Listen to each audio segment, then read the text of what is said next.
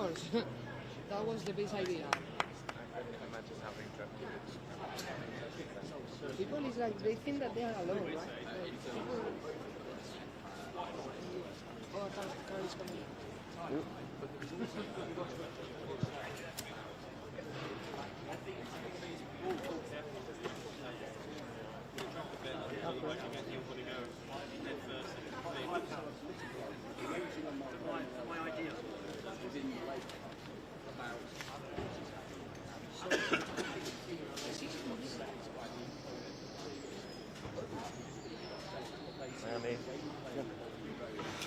Should the Prime Minister resign, Mr. Lammy?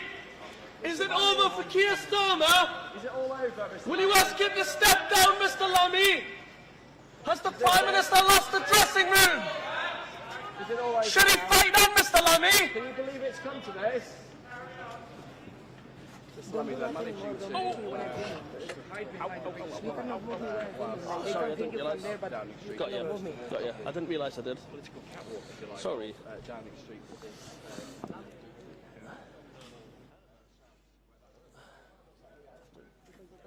This if you move me, like if you touch me like this, the camera will. Yeah, got you. I'll have to just step back, I think, and just. Do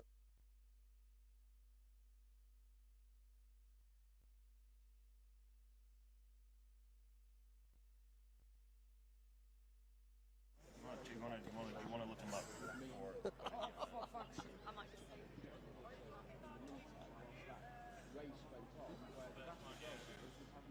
Someone is coming through here. What's that? Someone is coming through here.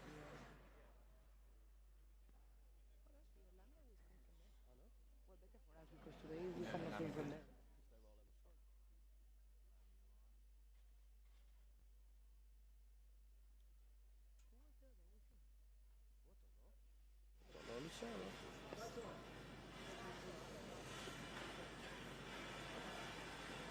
That's best rugby.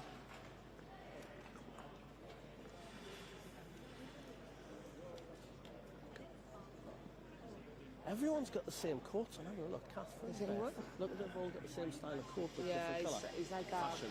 Yeah, and that, it's yours as well. What? It's Am I like yours. fashionable? I mean, it's the same type of. It's like fashion, but at the same time it's warm. So I think that is the perfect coat. I like Catherine's in the red. It's nice. Yeah, exactly. Just get across. No, that's it. Because she knows that she's in the middle of cameras, you know. And it's like the most important today is the picture until. Yeah. Because it's what I told you. Like if you are here, they can hear you anyway. If they want to answer, they will answer. But the thing is like if they are in the middle, we cannot hear them. So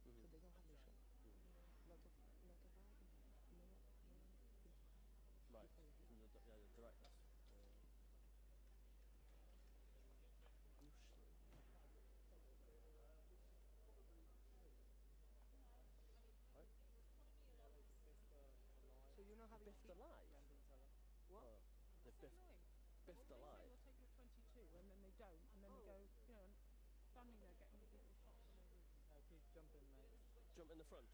I'm on at 9, please. Okay, fine. Errol, can you see this? Do you have a space here? Yeah. Just move this a little bit This there. one? Yeah, and we can move from here, but that's fine for me. There is another car. Gracias.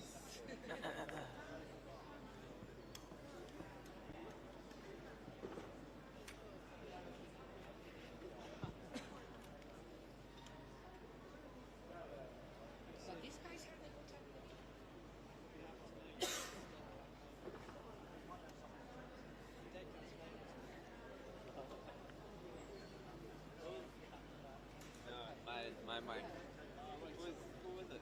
Was it Lammy? Yeah. Was it for the Lammy shot?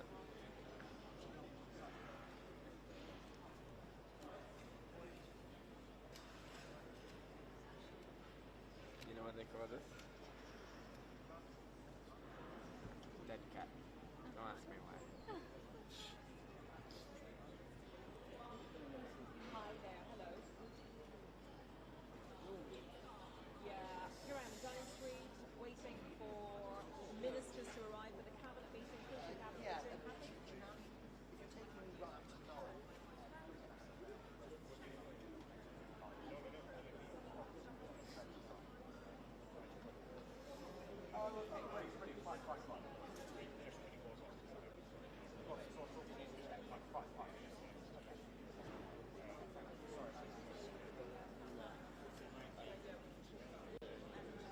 Okay, after this thought, yeah?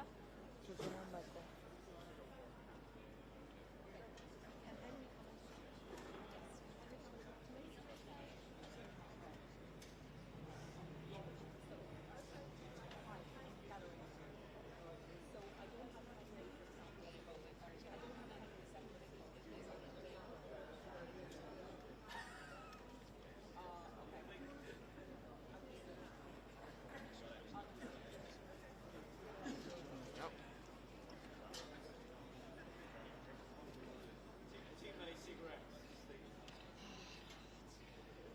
Going to cut down those smokes.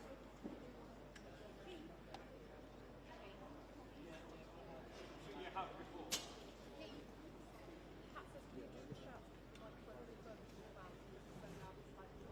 Got you. Yep.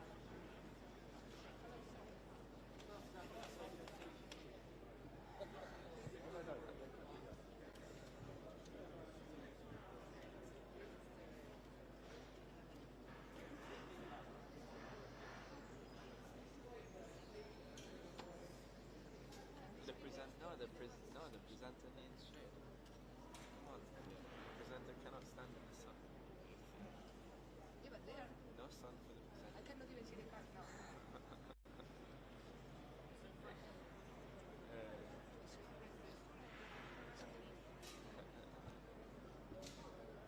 She doesn't want it.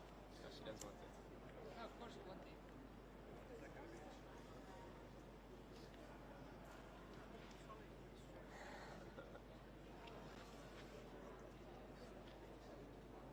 At least you don't have sunshine anymore. Short lips. Pros and cons, pros and cons. Yeah, cold enough. I can see you in the cars now. It's amazing. Just one big umbrella. Yeah. CNBC, you're getting free, they're getting free publicity. Cuando se de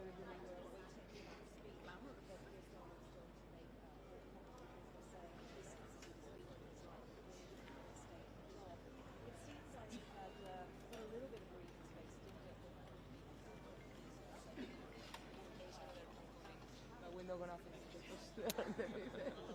Close up of an umbrella. The umbrella is the...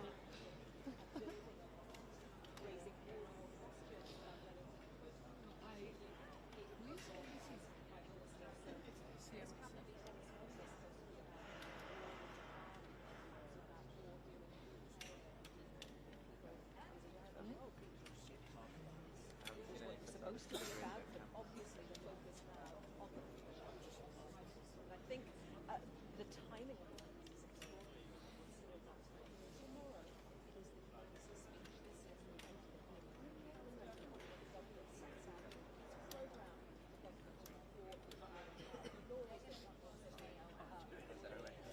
laws that this is going on. Questions about Keir Starmer's future. It seems like the most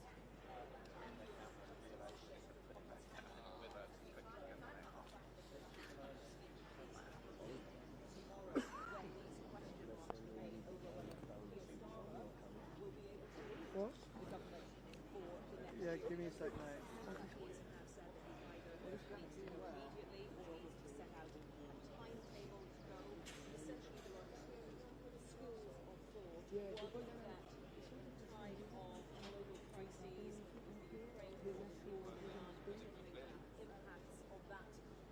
on people here in the UK that this is not I get that. That's fair enough. You just need to let me know when they want it. I know they probably want it every time I'm not live. Okay.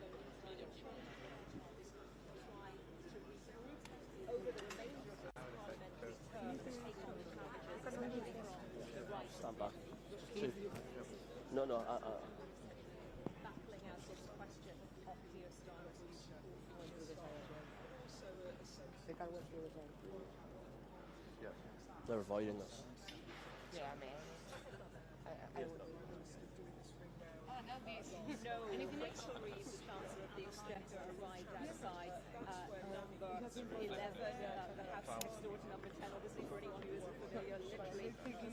further up the street from where I am, and her car pulled up, the door opened incredibly quickly, and she went through the door of number 11 incredibly quickly, so didn't engage with the cameras at all, and then we had David Lammy, the Deputy Prime Minister, arriving, walking up from this direction towards the door of number 10, behind me, a big smile, and perhaps no surprise here. On a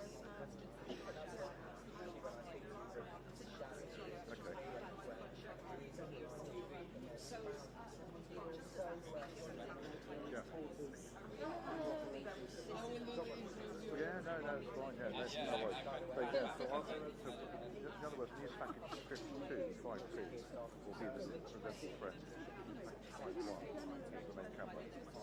So if you watch those packages,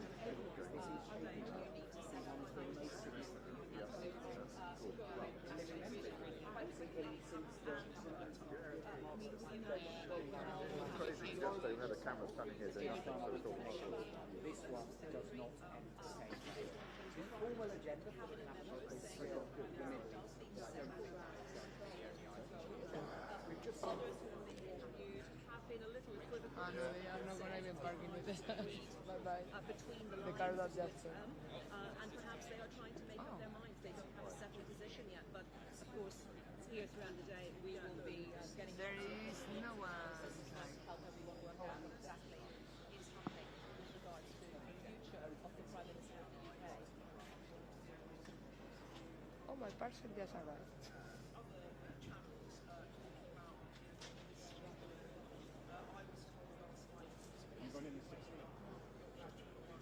Cheers, thanks guys, thanks. Yeah, I mean, it's approaching a quarter of the parliamentary group that Labour has, which is not insignificant, clearly. I had it too close. I need to move. Sometimes when, and I've seen this with other Prime Ministers over recent years, remember the UK Testing, 1, 2, 3. Because I put it automatic. That means that it gets Ah, right. So are they been using both of the channels or should we find? I'm going to put this a little twice.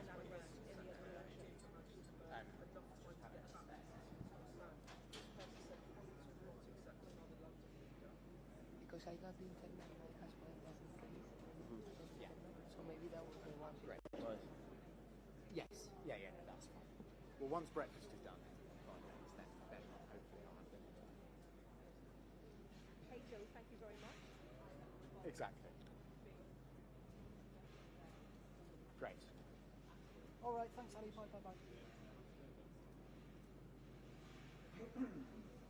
Can you see the order queue now, Anita? Is it okay? Well, it's not up at the moment. And it is 9, yes. Okay, great. And there's no reflection. Great. It's getting better. It's just. I'm meant to be on breakfast. So we. Are we next to each other? Yes. Oh, fine. Okay, well, I'll dash. Yeah. Sorry, I didn't realise we had to come. No, they didn't find the owner. They're living here like your colleague left it here. No, but they don't know who it's from. But it was at the door, so they moved. But we asked There's nobody close. Yeah, exactly. Because they asked and no one said. I saw them coming earlier. It's either ITN or BBC. No, but I asked to ITN and it's not. So we could do that.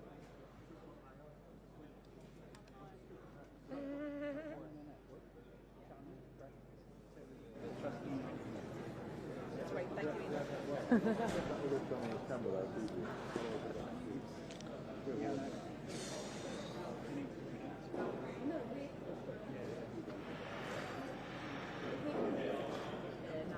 Yeah, so this is good work.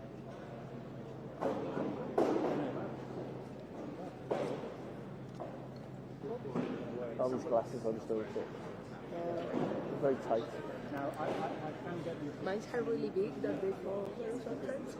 These ones stick against my head, they hurt. They're awful. How many cameras have we got?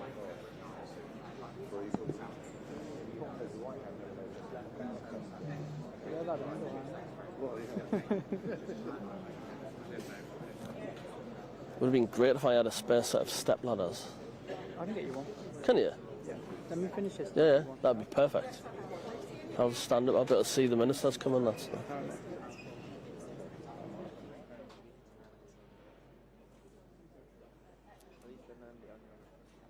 ¿Qué?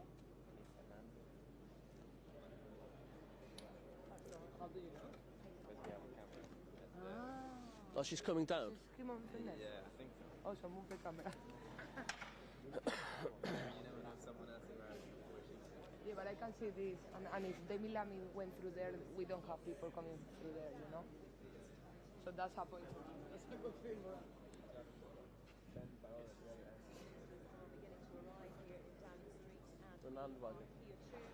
Lisa Nandy is the blonde one, right? No, so dark hair, black hair. probably, She's small. I know the film.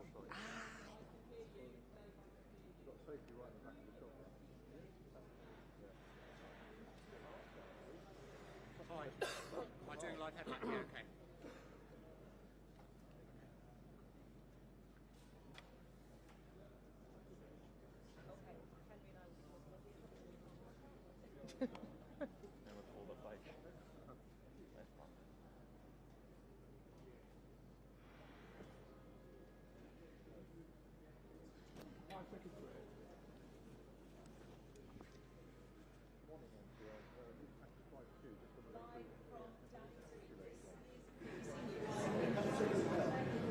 Only one question matters today. Is it over for Keir Starmer? On the Prime Minister as key ministers and dozens of MPs call on him to quit. They are the same channel? Yeah. Oh, fuck. Okay. You're the MP's table of services.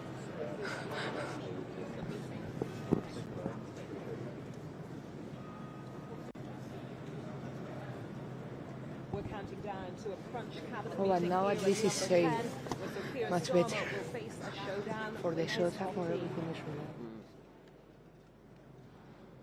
Because Ministers the other are means that you need to arrive here in start Downing like Street. moving very like open close. This is alright though. Yeah, that's fine. Or do you have someone there? Yes, good morning from Downing Street, where there are dozens and dozens, actually over 100, I would say, banks of cameras, reporters. It feels like a massive day, and we have been here before. Are we about to see yet another Prime Minister taken out? If that happens, if we get another Prime Minister, that would be 6 PMs in 7 years. It seems to be becoming a habit that this Labour government was elected on a promise to stop the chaos. And here we are, nearly 80 Labour MPs openly calling for the Prime Minister to go. A civil war in the Labour Party. They are having a collective nervous breakdown, but there is no unity on what to do next. And I think all hangs now on this crucial cabinet meeting set to begin in the next half hour. Now, we saw Rachel Reeves arrive about half an hour or so ago, and went pretty much as close as it could to the door of the Treasury. David Lammy walked up. There was only one shout: is it time for the Prime Minister to go? We know that the Home Secretary, Shabana Mahmood, has told him that he should set out a timetable. We know that the Energy Secretary, Ed Miliband, has said similar. Previously, we know too that people like Lord Hermer and Steve Reed... Should the Prime Minister resign, Minister? Is it over for Keir Starmer? Will you ask him to step down, Minister? Darren Jones. Is it time for the Prime Minister to go? Do you have confidence in the Prime Minister? Well, smiling and typing Darren Jones, allies of the Prime Minister, and he has been speaking this morning, and he's been saying he can't get ahead of any decisions. You're right. I think someone is coming. Lost my voice though. The car.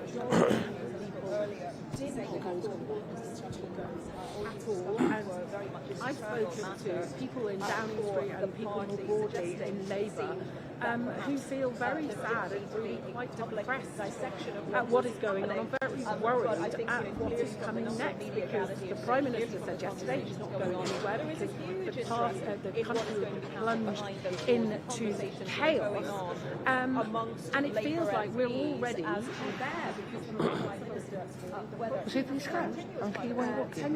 Because with this woman I cannot see anything.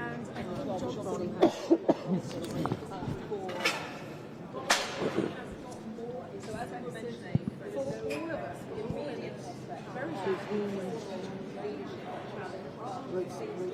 Reeves, Lamy, Jones, Darren Jones. Oh, I was trying to figure out who was look, this is not the time to challenge the leader. Should the Prime Minister resign, Minister? Is it over for Keir Starmer? Will you ask the Prime Minister to step down, Minister? I expect they're all going to be very tight.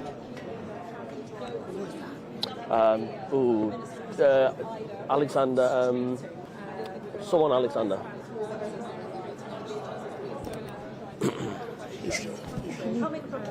No. Not very prominent though. Douglas Alexander, yeah.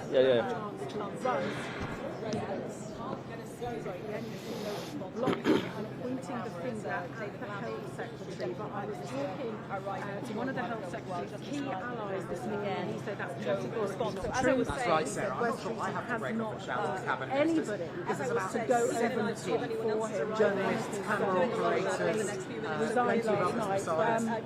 And he said, look, yesterday, West Street has been honest. He's told the Prime Minister some time ago that he won't launch a challenge. But if the Prime Minister's position becomes untenable, as I don't know how they done he is ready. So he says at least he is being honest. There's plenty of people that would like the Prime Minister's job. Angela Rayner, she has seemed to fall behind anti-Burnham. She said twice in the last couple of days that he should never have been blocked. The trouble is, he isn't here. Things could very well run away, and it is just quite frustrating. Labour don't do this. Labour don't get rid of Prime Ministers very often, and they don't get rid of them, so we are in uncharted territory. Except for the fact that it feels like sometimes I don't want to do it now, but with him I'm going to do a video for him because it's so funny to see all of the people here. About 100. Yeah. I have a feeling of deja vu being here on other days like this, and here we are again. And also, when I got here at 5:30 this morning, all the streets are closed because it's the King's speech tomorrow, laying out the government's legislative agenda for marching bands at 5:30 on St James's. This tall guy came. And here we are, and we don't know whether the Prime Minister today will decide to announce that he's going to set a timetable or whether he will be carrying on. Let's see who's come out after Should the Prime Minister resign, Ministers? Is it over for Keir Starmer? Will you ask the Prime Minister to step down? Has the Prime Minister lost confidence in the Cabinet? Should he fight on, Ministers? Smiles, all very How allegiances, Liz and Peter Kyle the mood is very bleak over the course of this week, because it is widely expressed if, let's stress again, so going back he's doing Nigel Farage that is certainly what at least a good few dozen Keir Starmer out. Some in Labour are saying, what are we doing? We're literally gifting would ultimately end up back.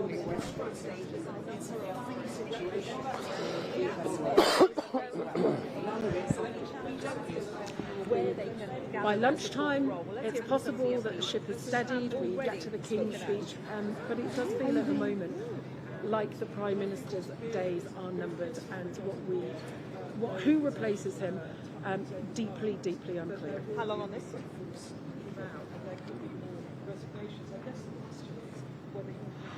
Yep.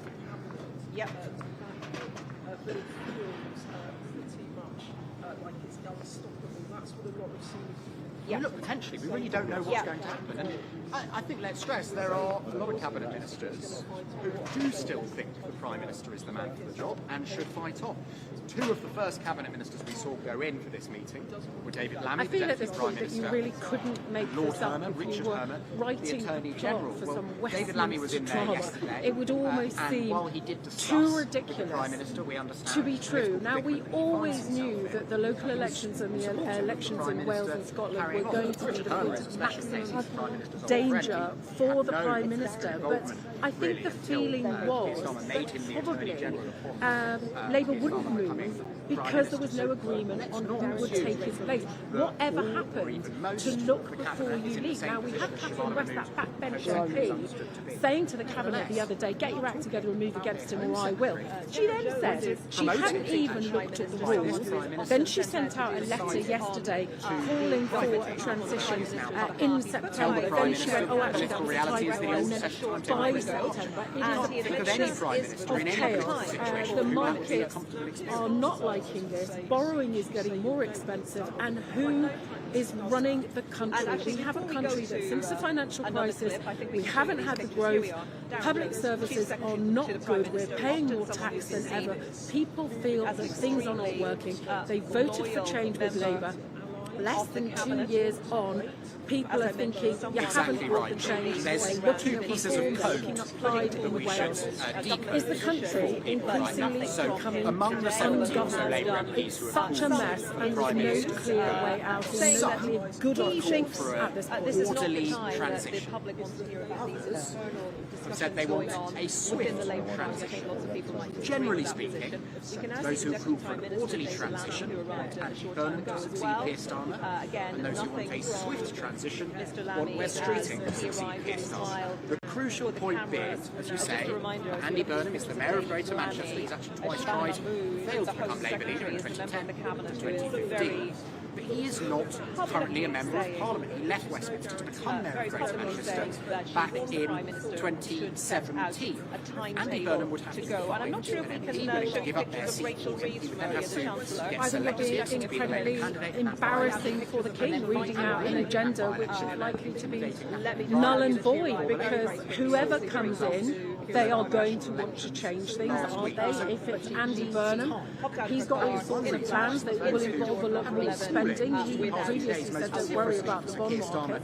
So I think, like Rachel was saying, we absolutely have to worry about the bond market because the cost of borrowing is £100 billion a year just on the debt interest.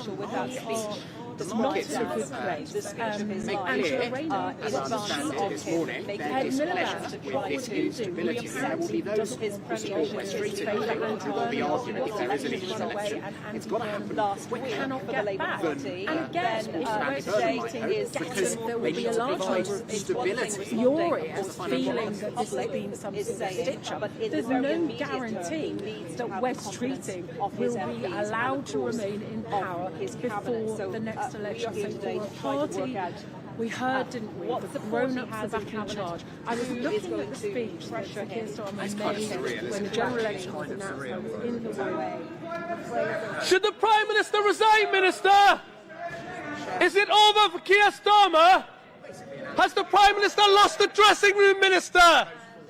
Labour Party arriving again, no comments in the cameras, and they're very good of smiling or pretending that we don't exist. Smiles before the cameras. He was very Prime Minister, very generous, very good friend, and Wes Street sadness, real sadness in the water. People have said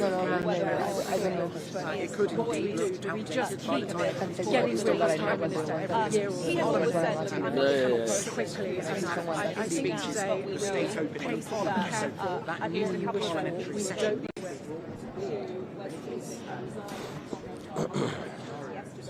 calling on the Prime Minister and it is really uncomfortable. And we know in terms and of it was time, I think one of the big questions that hangs over Burnham, the Mayor this of question of leadership. Manchester, For those Labour MPs who want to probably change the things, two key contenders some of them for I'm not fit enough, honestly, I'm not.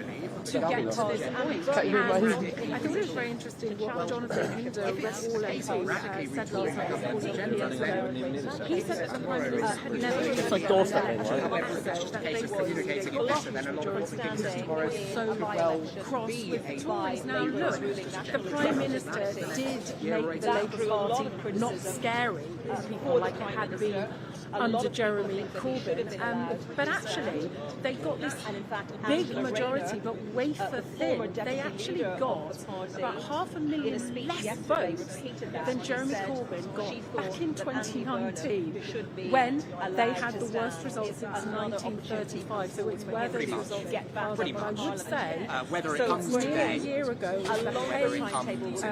summit, the NATO summit, where Duff first asked the Prime Minister if he was confident of leading Labour into the next election. The reason I asked that was to do with the welfare rebellion and absolute fiasco.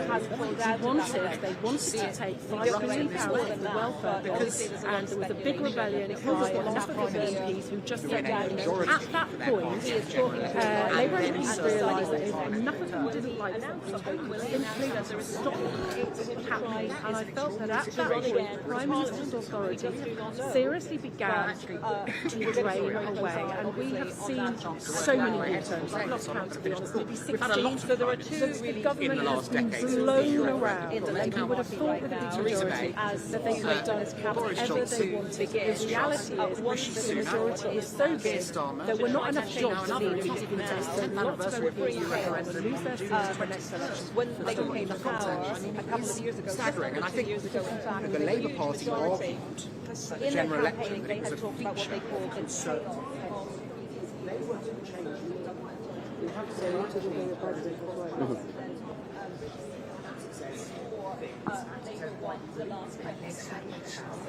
My feet are cold.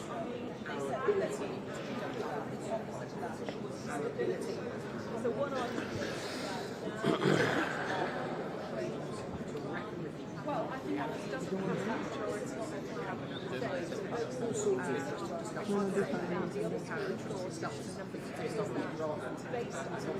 if he doesn't take the total go with the consensus, then we might start to see cabinet resignations, maybe not today, maybe not when Labour has, or down the line, to take on the challenge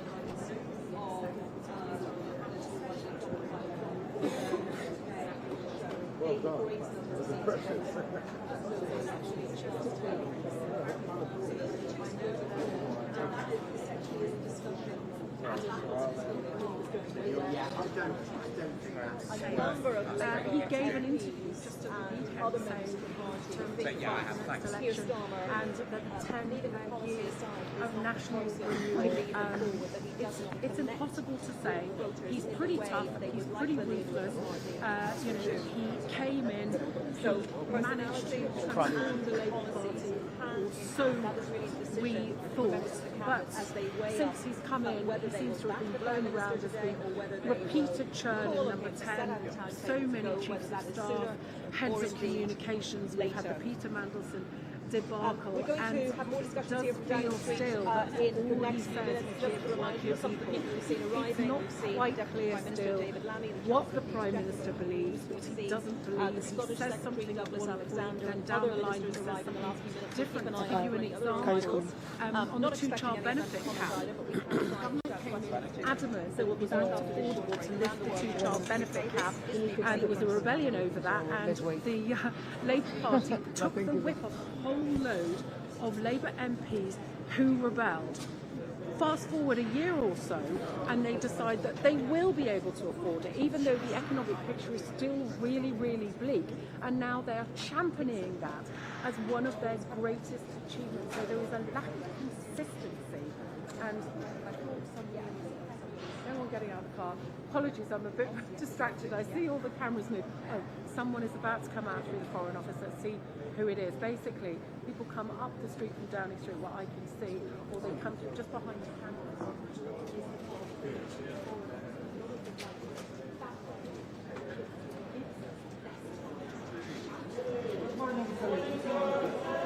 Should the Prime Minister resign, Minister?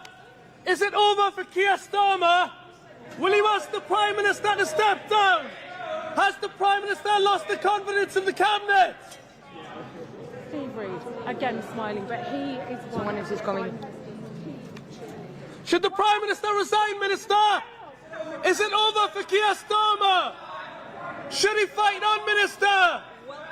Should the Prime Minister resign? Noisy Downing Street. We've just seen a couple more ministers arrive. It's been Two of the Prime Minister's loyalists. We know that Steve Reid, the Housing Secretary, was talking to the Prime Minister last night and urging him to hang on. Lord Hermer, the Attorney General, is also a key supporter of the Prime Minister. And Pat McFadden has been as well. He's been wheeled out on so many morning rounds, safe on broadcast, but even he, in the last couple of weeks, has started to seem like it's becoming harder for him to keep insisting that all is well. All is very clearly not well. The problem is, what does Labour do now? What they are doing. It's round there.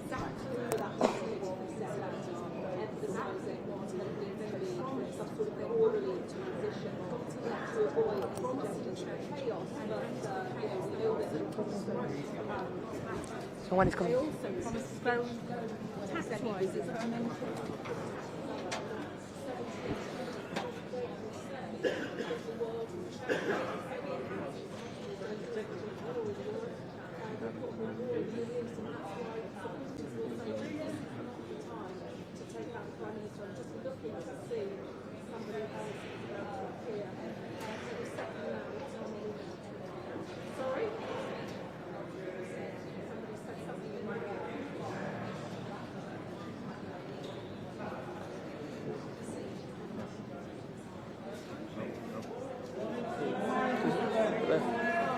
Should the Prime Minister resign, Minister? Is it over for Keir Starmer, Minister? Should he fight on, Minister? We are waiting. There's one coming down that way. Which one? It's Joe Stevens. Should the Prime Minister resign, Minister? Is it over for Keir Starmer? Has Keir Starmer failed Wales, Minister? Should he fight on? So, we... Who? I think the shouting out has We have... fallen to one individual in the media panel here as we all look around and don't Yes, well, we don't know about John Healey. There are mixed reports. What John Healey said, what Yvette Cooper said last night as well. But we have got some breaking news. Yata Fazula has resigned. Government Minister of very, very soon. PPS's last night, some junior aides on the government ranks, and you just wonder, yesterday I found it almost impossible to keep up with the number of cases for the Prime Minister to go. I think we're at nearly 80 now.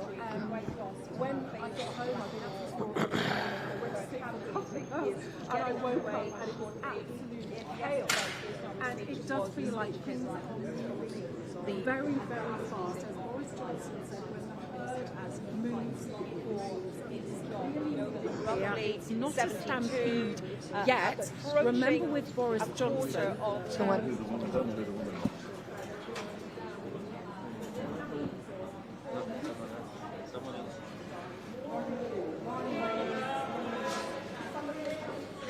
Should the Prime Minister resign, Minister? Is it over for Keir Starmer? Will you ask the Prime Minister to step down? Where's Streeting? Do you want to be Prime Minister? Where's Streeting? Are you measuring the curtains? Do you want the case to number 10, Mr. Streeting? A car.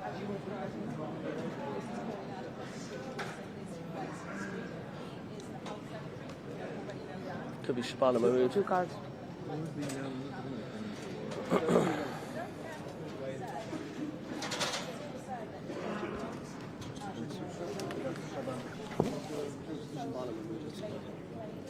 No, the one who just came. This is one just came, not just came.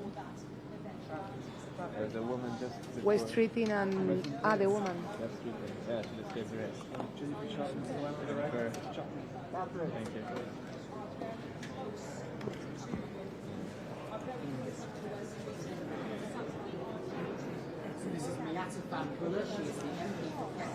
John Healy. John Healy. 10 minutes ago, 8 minutes ago to be precise, she was a minister. Should the Prime Minister resign, Mr Healy? No longer. Is it over for Keir Starmer? Will you ask the Prime Minister to resign, Mr Healy? Do you have confidence in the Prime Minister? Should he fight on, Minister? The weight of the meeting is about to take place. We're streeting now. Walked in to a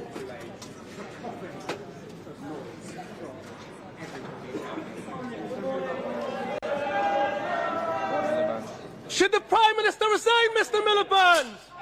Is it over for Keir Starmer? Will you ask for Keir Starmer to step down, Mr Miliband? And that, I think, is interesting and a little bit surprising. The resignations which came from the junior ranks were generally seen as coming from allies of Wes Streeting, the health sector, the rights of Labour. That's not where the 6 minutes. So I am very struck that she has written this resignation letter saying, while progress has been made, we have not acted with the vision, pace and ambition that our mandate for change demands of us, nor have we governed as a Labour Party clear about our values and strong in our convictions. Talks about mistakes on fuel payment. Yeah, John Healy. I'll take a look at you now. Thank you. She says the message on the doorstep was clear. It's only 5 minutes they've got to be in. They've got all be in 5 minutes. It's 9:30 starts and so.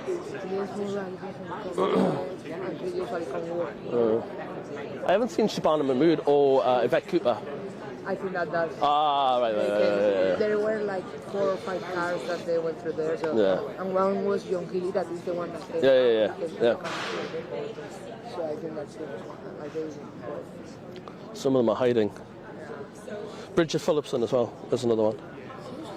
I haven't seen Lisa Nandi either. No. Maybe they went around with the car. Because it's been like 5 or 6 cars. has resigned.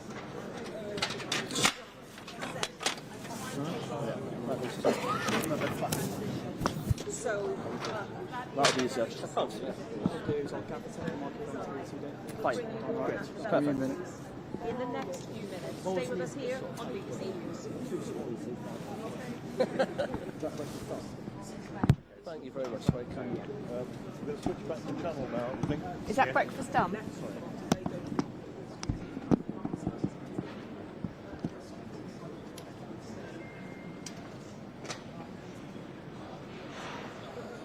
These are great for departures.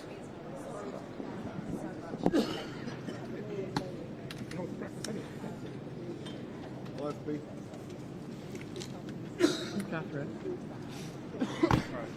Have you got all the briefs, Anita? Is Henry going to do chat? That's her during. Yeah. Yep.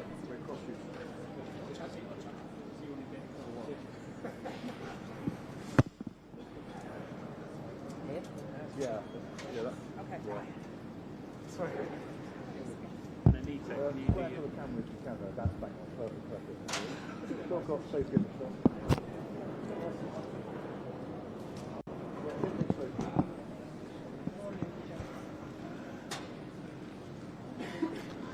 Great. I'm going to take a picture of Catherine from there. Great shot. Catherine.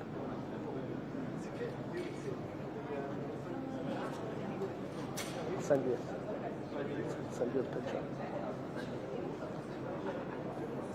No, I'm saying I'm taking a picture of you and sending you it.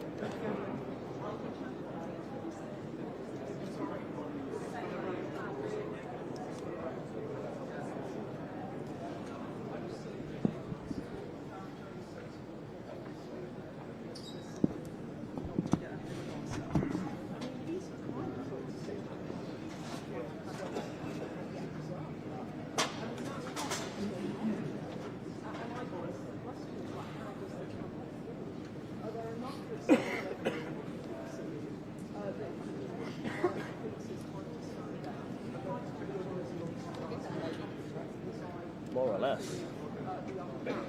Yes, welcome to Downing Street, and it feels absolutely chaotic here. We've got well over 100 press. It feels like an enormous day, and in the last few minutes we've had, yes, the cabinet arriving, but the first ministerial resignation from Miata from the Labour MP for Peckham.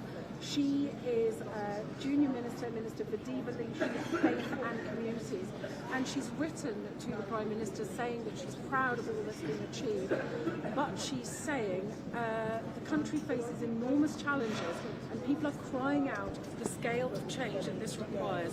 The public does not believe that you can leave this place. Yep.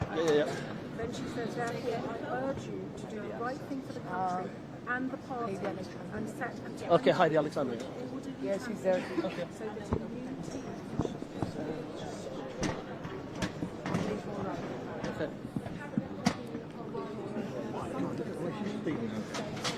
Okay. No, James Murray, yeah.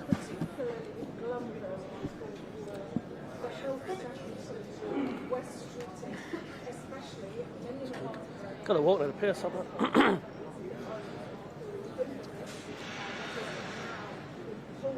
Should the Prime Minister resign, ministers? Is it over for Keir Starmer?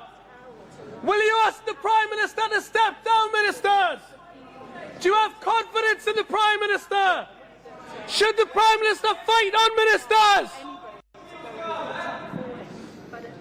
Yeah, booming voice, mate. Thank you. Honest and saying that he's ready to mount a challenge if the Prime Minister can't stay.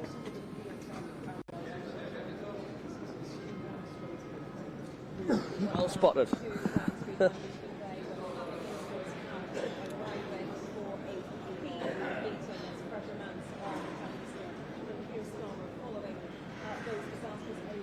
Maybe someone else, like one or two. It's 9:30, so they're late, if it is. And it's the only job. But all the jobs on their website. Ah, right. Fair enough, yeah. They got the skills today. What, sorry? Yes.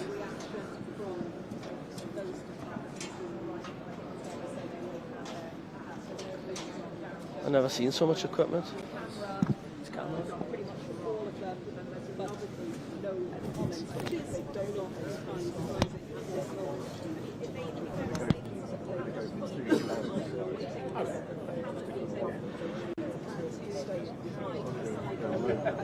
Is that,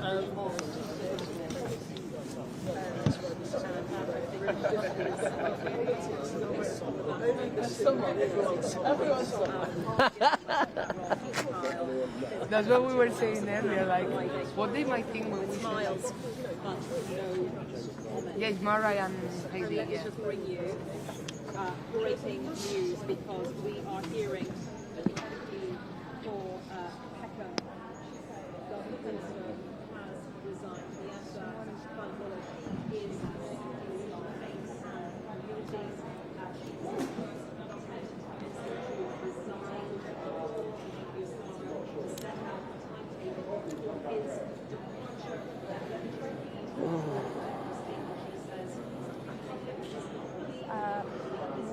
John some PPSs last night, some junior aides on the government rank, and it does feel like things are moving. Remember when Boris Johnson Tuesday morning from Downing Street with the real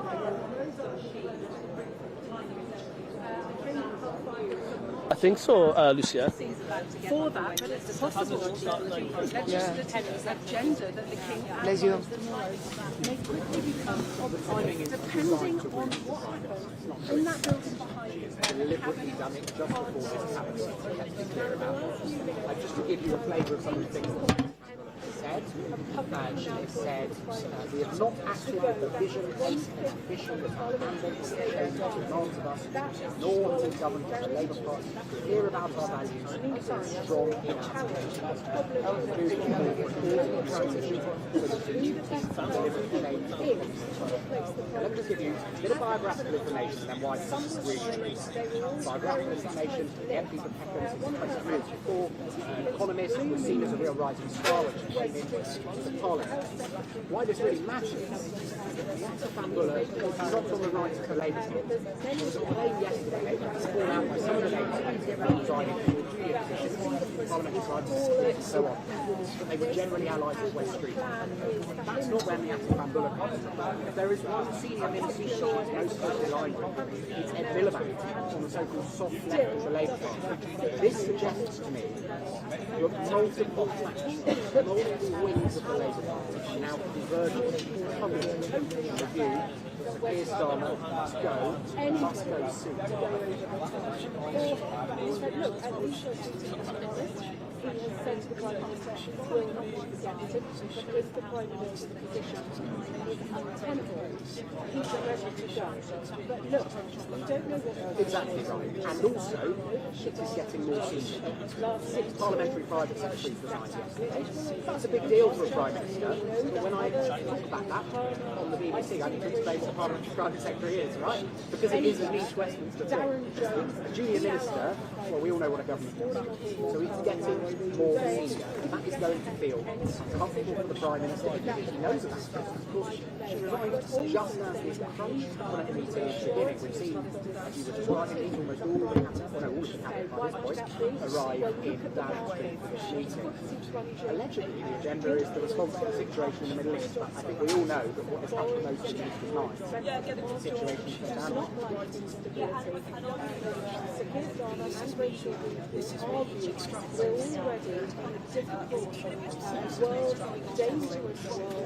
The State Department knows the bills are what is war in Ukraine is really the time for change leader. I talk to people in number 10 who feel incredibly sad and say, look, the Prime Minister is a decent man, but it feels like the herd is moving. Also, Labour MPs just feel that this is frankly mad. Nobody knows what comes next. Andy Burnham, maybe doesn't have time. Angela Rayner, she still owes £100,000. It's a stamp duty. We want that investigation still going on. Ed Miliband, key character. Is it or somebody else who might throw his hat into the ring? We don't know where it's going. All the talk about this orderly transition, there is no agreement on what might happen. Did you get everything you needed? Good man, you're a legend. Thank you very much. Top man, thank you, Lewis. Cheers.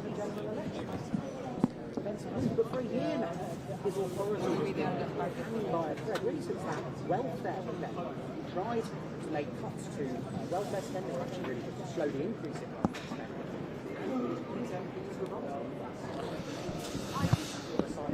In her resignation letter, so it's looking very good.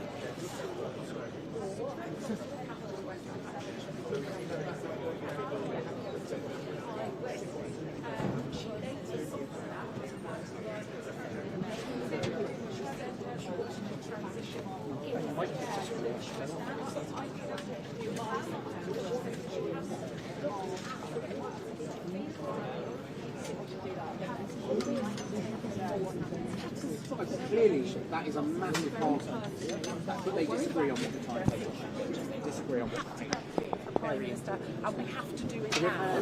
The trouble is, look before you leap. We don't know what follows. Nobody knows what follows. And the Prime Minister, well, let's see. I mean, he was adamant yesterday that he wasn't going anywhere, that he's not going to plunge the country into chaos, but it feels like the chaos is already here, and it feels like... Yes, they are. They are indeed. Good. You can go to the toilet and breathe. Yes. We should have heaters. I would like a heater and a coffee machine and all of that. Of course, I'm delusional, but...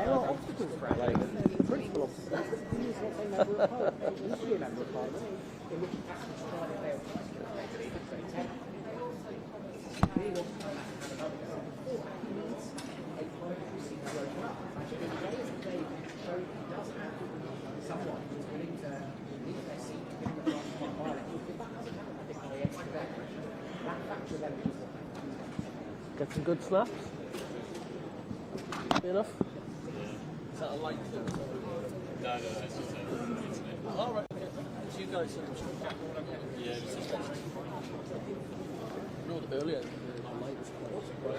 it was,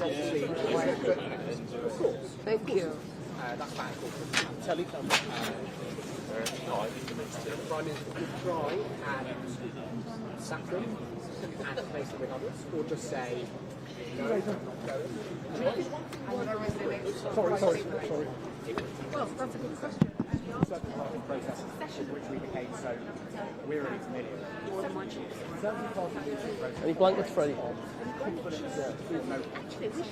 know, look at cafes Yes, outside. yes. Radiators. I'll sign that petition. And maybe it's I'm from the that would north. be your legacy. I'm trying to make lots of Do you see, I've done that 20 years ago. Thank you, Freddie.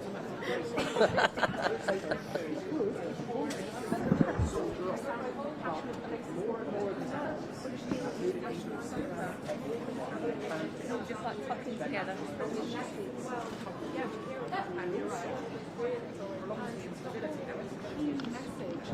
Which is more Europe. I mean, I asked the Prime Minister whether Labour has advanced all the working class, because really the working class for the Labour vote, Wales, they feel that they have been about this is happening, the shouting is happening around us for a reason. I asked him that directly. The question about the Labour Party, the working class, the answer to, well, otherwise, talked about it the point is that working class communities, much of the country has been struggling for a very long time, dating back to the financial crisis and before. That's why so many of them voted for Brexit. One of the difficulties they have brought in many people I think that's generally the vibe of some people in reform these communities conservatives. I mean, not necessarily that they can mistake the Labour Party's point of view to get rid of Keir Starmer, but they are enjoying the Labour Party's chaos and internal divisions, because that's what opposition parties do. Because I remember Labour politicians, some of them who are in that building right now around the cabinet table, happily telling me how cock-a-hoop they were when the Conservative Party had its moments like this. But look, I think there is more of an open question over whether, in the medium term, actually some of the Labour Party's academics might be frustrated. The Labour Party is getting rid of Keir Starmer. Reform UK ran a national campaign saying, vote reform, get Starmer out. That was, they saw him as a great asset to their election, which they did pretty well. So I think it's kind of interesting.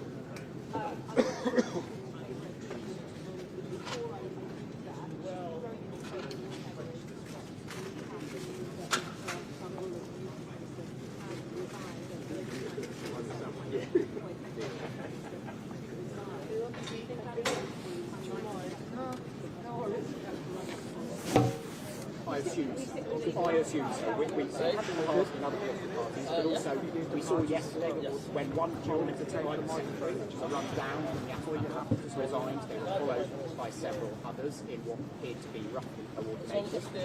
I'd be surprised if I say especially if Sir Keir Starmer emerges from that cabinet meeting, doesn't at least say to us maybe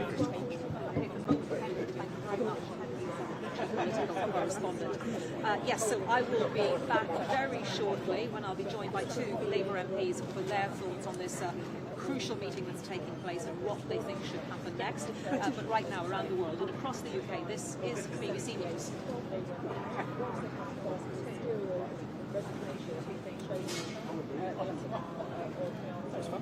Thank you, that was a really good chat. Taking lots of time to do that, that's good. Cheers. I'm just going to quickly check. I feel like I've got something. Yeah, that's right. Yeah, how long have I got? Sure. I thought I got something stuck to my eye. You can see the pollen floating around here. Yeah, I know. Yeah. I gave them a mark. Put it down where she was. She doesn't want Emer, if there's anything urgent here or anything coming up, will you wave your phone at me so I'll know to look? Yeah?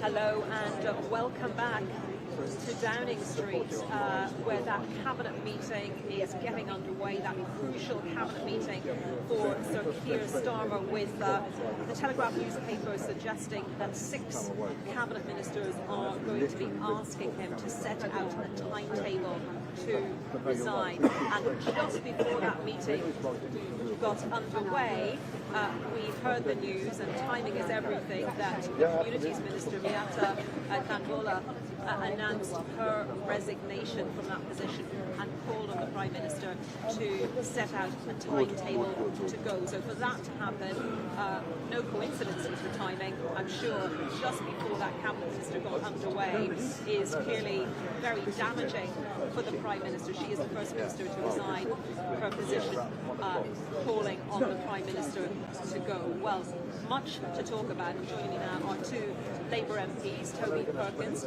who is the Labour MP for Chesterfield, and Paulette Hamilton, who is the member for Birmingham Erdington. Thank you both so much for joining us on BBC News today as this cabinet meeting is taking place behind me here in number 10. Everything at stake really for the Prime Minister, his political career, his leadership of the party and the government.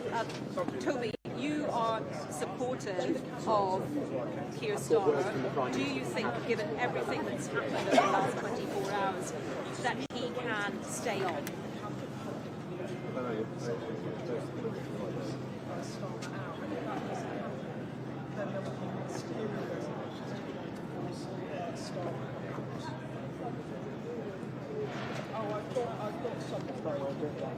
I've got this is breathing line. This is the Prime Minister at the top of the cabinet. As I said yesterday, I take responsibility for this election. I take responsibility for the change Toby, Toby, I'm so sorry. I'm going to Toby. Toby Perkins MP. I do apologise. I'm going to interrupt you just for a moment. Henry Zeppelin, our chief political correspondent, is still with us here, and he wants to bring us some breaking news. Henry. I have some words that the Prime Minister said at this cabinet meeting, which is unfolding right now. This is how he began the meeting. As I said yesterday, I take responsibility for these election results, and I take responsibility for delivering the change we promised. The past 48 hours have been destabilising for government, and that has a real economic cost for our country and for families. The Labour Party has a process for challenging a leader, and that has not been triggered. The country expects us to get on with governing. That is what I am doing, and what we must do as a cabinet. Anita, that is Keir Starmer saying to the cabinet, and then through us, to Labour MPs, come and have a go if you think you're hard. He is saying we don't have a situation of no confidence letters. He's saying if you want to get rid of me, 81 of you need to back an alternative candidate, and they will have to fight me with the Labour Party membership. That is the message, and it is a tough message that the Prime Minister is trying to convey this month. Fighting talk, and I was talking earlier about the choosing of the store, about whether he should go or whether he should stay, and those who want him to stay are really saying that this is very chaos, where so much attention needs to be paid to the economy, the constitutional demand, etc.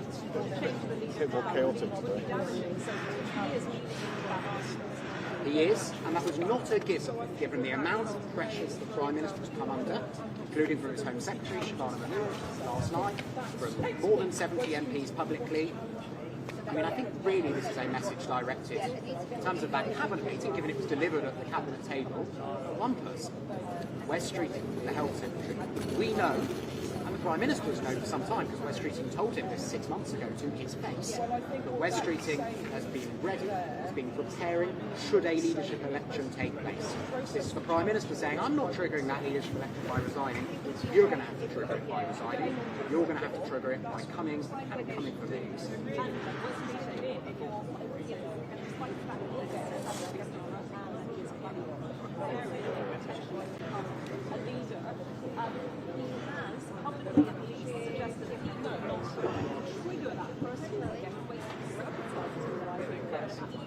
That puts him on the spot. Two questions now. One, will Wes Streeting change his approach? Will he take the bait, essentially? Or will he try to confound that old political maxim that he who wields the knife never wears the crown? And two, how will Labour MPs respond to this? In response to Sir Keir Starmer's fighting talk, will there be more ministers who resign? More MPs who say the Prime Minister has to go? But even then, the Prime Minister's view seems to be, we're not the Conservative Party, no confidence letters are not part of our constitution, you're going to have to find a candidate and they're going to have to take it. So I'm sure he has a lot of prepared already, actually, but it is quite the response.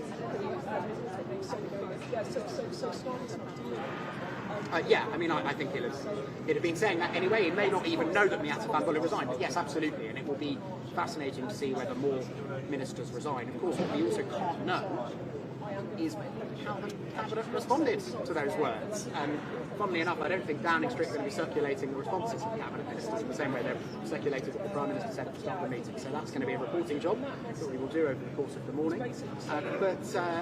But look, I mean, I don't know whether a Cabinet Minister right now is responding by saying the Prime Minister, you've got it wrong, you've got to go. I don't know whether they're all doing that weird political thing and banging the table in support of him. Who knows, Anita? It is fascinating. It is, Henry, clearly from a psychological perspective, this is the Prime Minister trying to head off any waverers, any doubters, any members of the Cabinet who are thinking, I'm not quite sure I'm going to be this way, I might be the other way. This is the trying to say,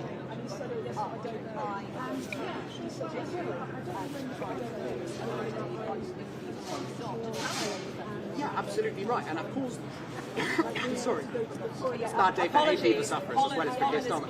But the risk for the Prime Minister in this approach is that Cabinet Ministers who might have been wavering, might have frankly been trying to sort of sit this one out, now have to make a call either way.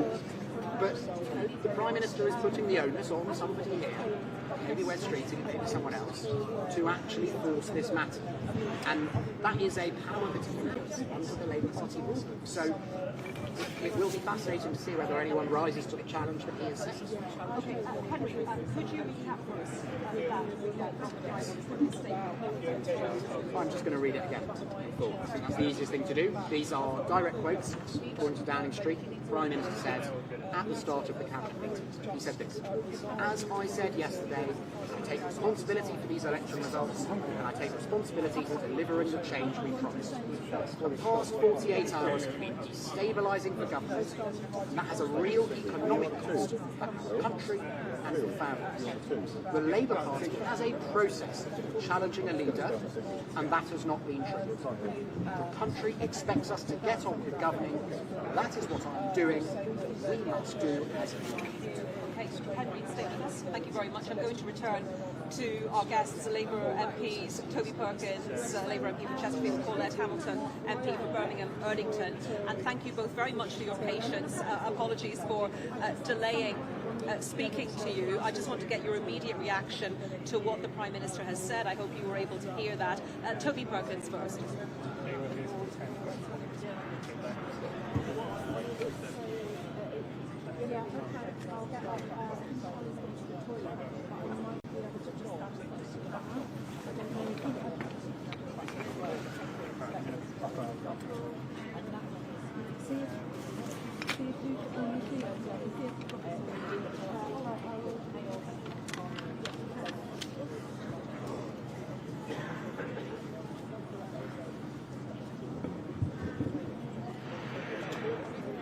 Well, would you manage to, they want to come to me now, and Ollie's gone to the loo.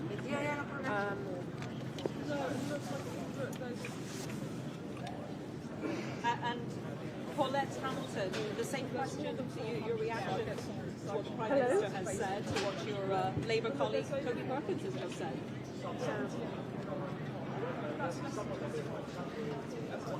Well, this is what his office agreed them about, apparently. Yeah, I'm just going to get myself right now. It's not connected, you need to connect it to the other one.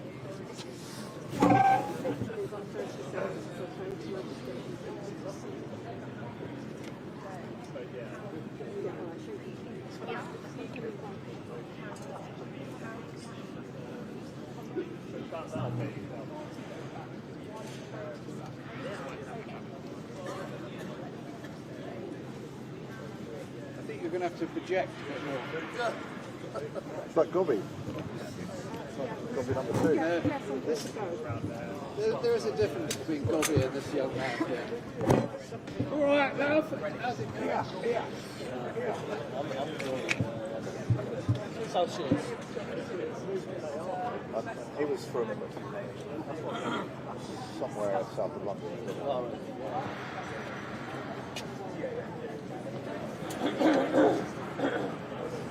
He asked me because they want to clear in life. No, he does.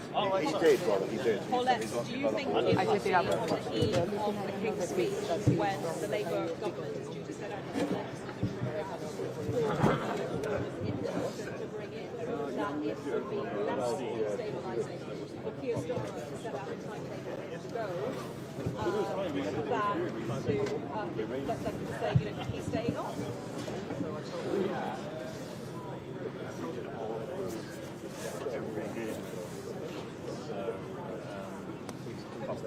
Take the focus just in case they are joining there.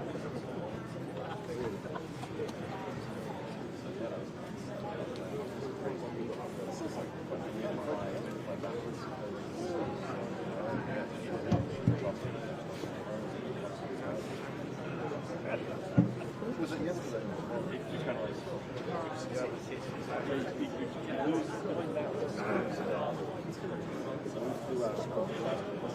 Paulette, I just need to, sorry, yes, we're almost out of time to allow Toby to come in. Paulette suggests that Keir Starmer is just not the right individual to lead the party forward, to lead the government forward. Very briefly, 30 seconds. Yeah, they did last.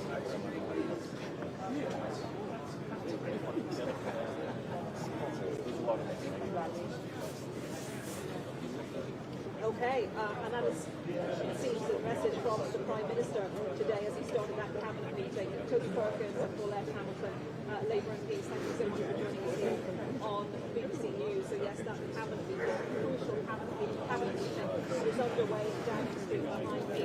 The Prime Minister opened with the statement in which he was very clear he wanted to fight on essentially a challenge to members of the cabinet to back him, and he is saying that he wants to avoid chaos. He is saying that if members of the party persist with this attempt to remove him from office or to ask him to set out a timetable to resign, that it will only bring more chaos to the voters, more chaos to the country. We will have all the latest for you here, so do stay with us on BBC News.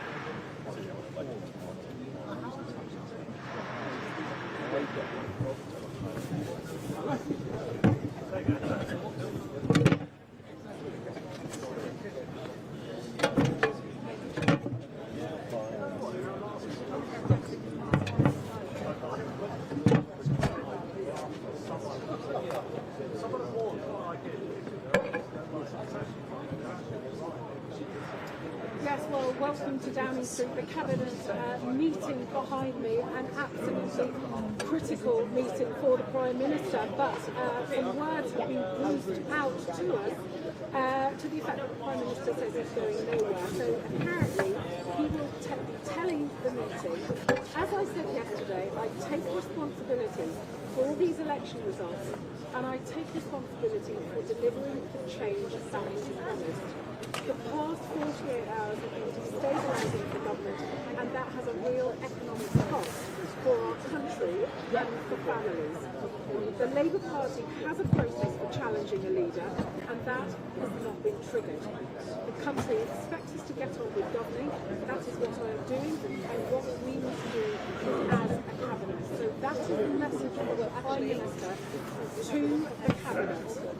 Will they listen? We know that Siobhan Mahmood and some others have asked for him to set out a timetable to leave, but we know that others, Steve Reid, the Housing Secretary, Lord Herman, the Attorney General, David Lammy, the Justice Secretary, are saying, no, you mustn't go, you need to stand firm. And of course, the Prime Minister is saying he doesn't want to go because he doesn't want to plunge the country into chaos. And we're already seeing some chaos because the financial markets are open, the stock market is down, bond yields are up, as Keir Johnson used to run the IFS said.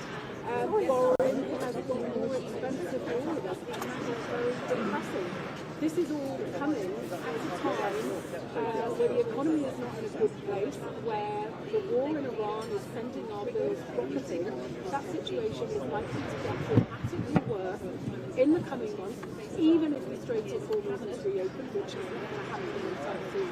Let's face it, there's a war in Ukraine, there's global instability, we're living in a dangerous world. The Prime Minister's argument is we need stability. This is not the time to indulge in a civil war. But look, we've also hit that symbolic threshold of 81 Labour MPs openly calling for the Prime Minister to go. That is 1/5 of the parliamentary Labour Party. So I think that is significant. But then again, it hasn't actually triggered a protest yet.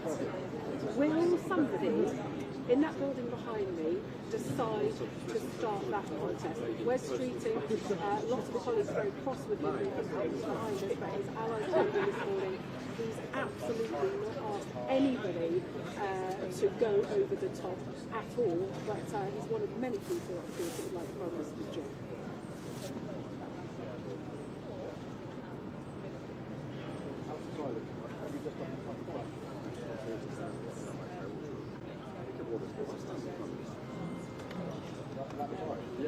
Teas?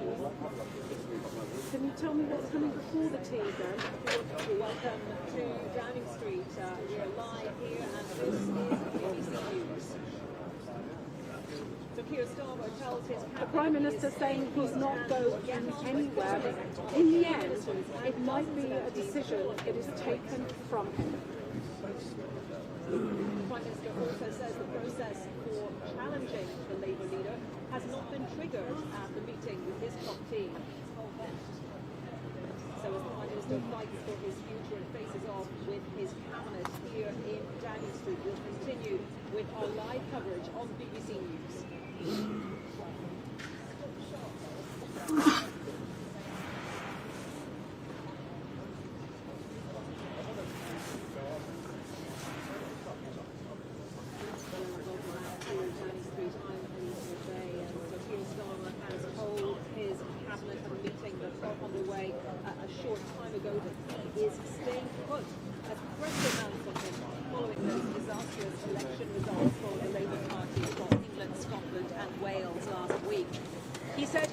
Responsibility for the results, but that the process for challenging a leader hasn't been triggered, and as a result he says he will get on with governing.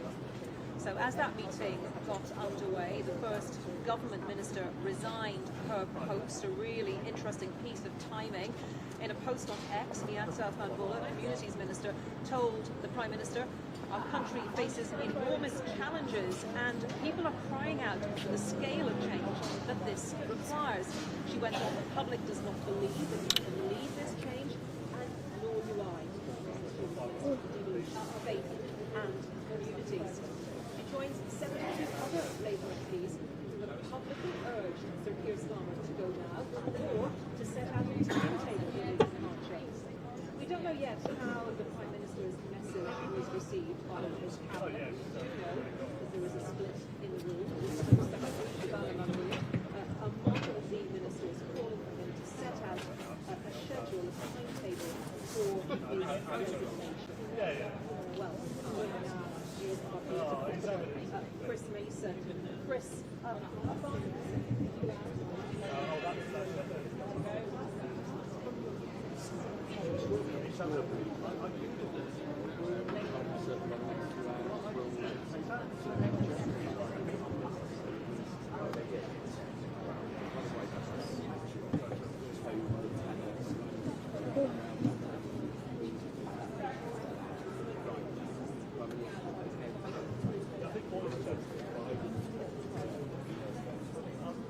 Have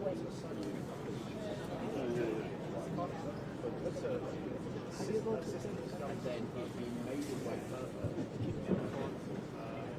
Right now, at least, they're trying to get it through.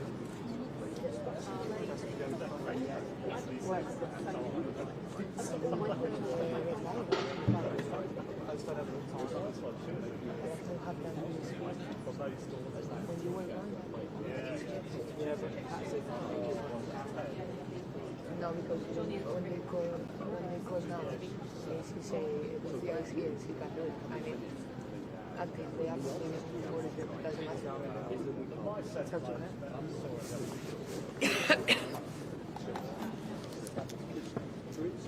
They need to understand. Hello?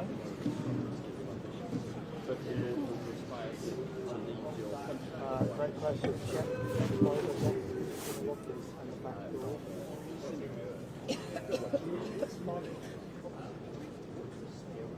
Yeah, the bank probably like given that the housing reservation if not, someone's going to go down across the lake.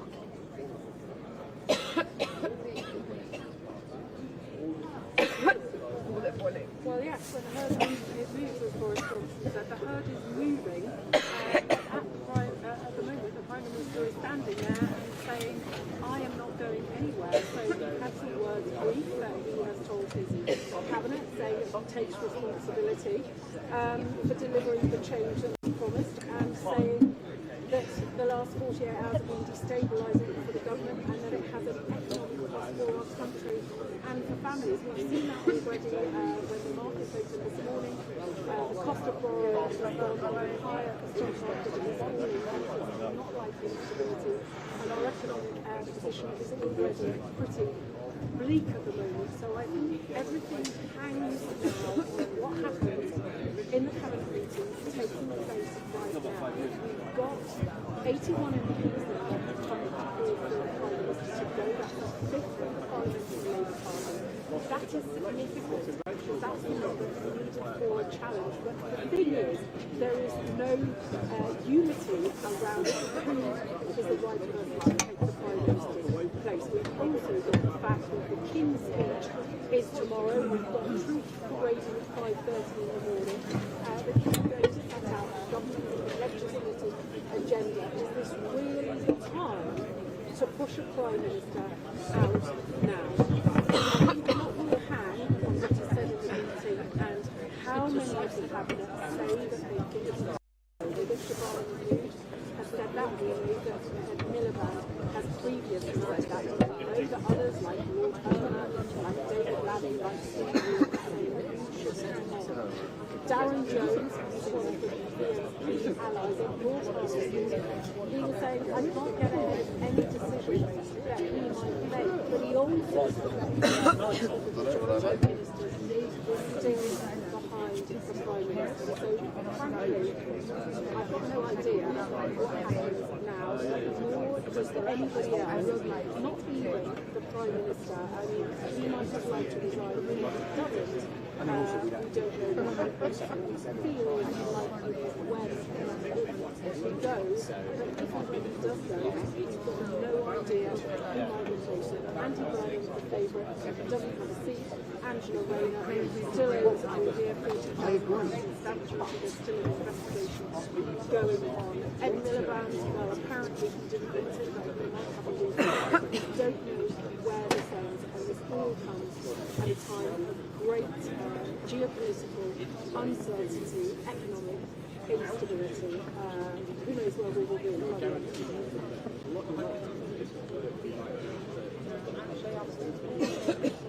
Which is the leaders who does not have a mandate where is that instability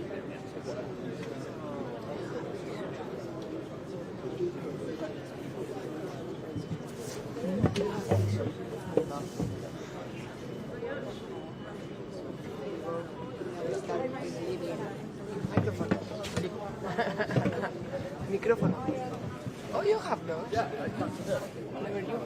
so they make the You see that?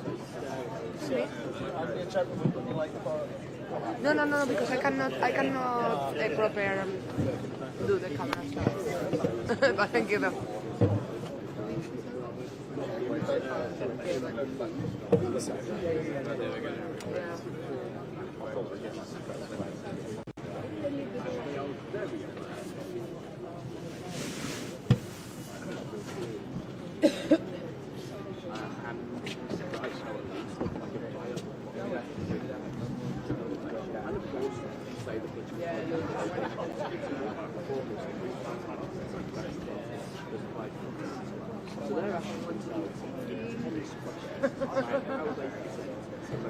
Hello, thank you for those times. Just checking, because earlier, also had a light at 10:45. And I just want to know, I'm going to nip off now, so I've left the and I'll come straight back. But would you mind just checking the phone I've got?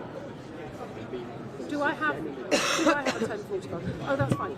In that case, I'm going to go now quickly to Blue and grab coffee, but I'll be back by okay, cool. All right, thanks so much. You too. Thanks. Bye, bye, bye.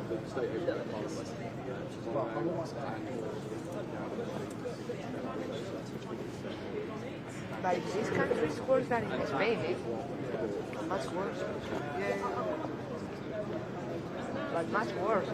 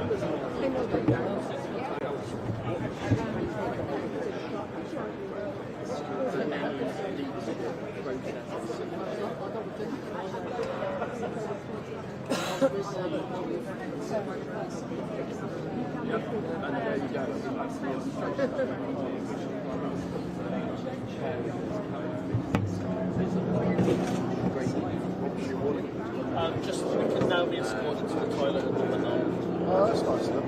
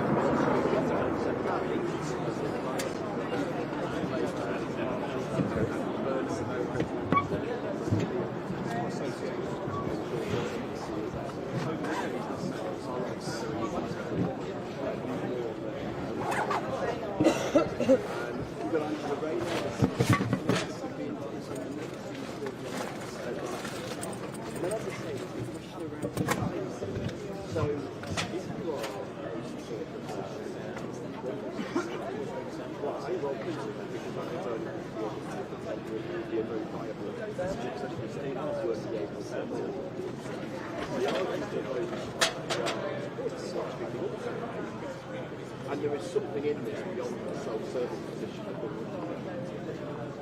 which is the market. Yeah, it's true. And could be more constricting process is longer. However, the counter argument is political idea. It's going to go through the business.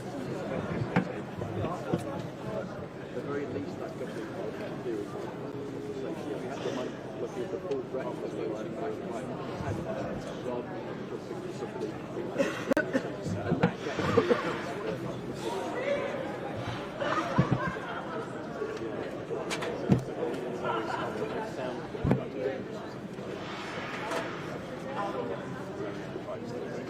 there's a lot of diary rearranged area around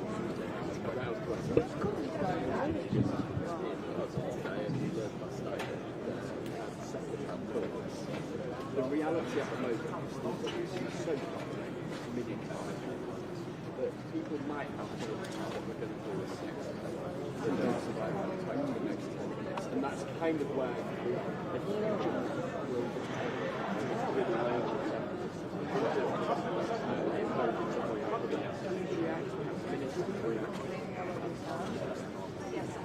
but now I will. You were compared. No, I was complaining about the sun on my eye. Not all the sun it did. I wanted the heat. I'm happy with the sun. I would have done the bread there. Yeah. Forget these lives.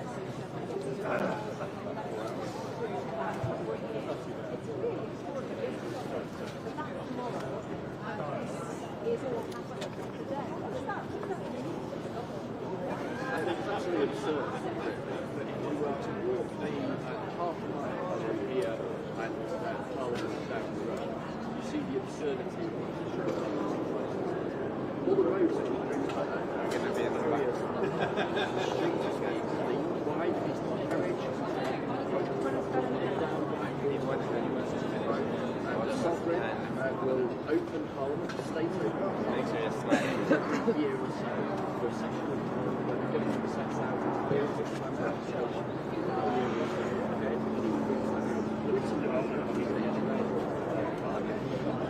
Postulated by the royalists and my government.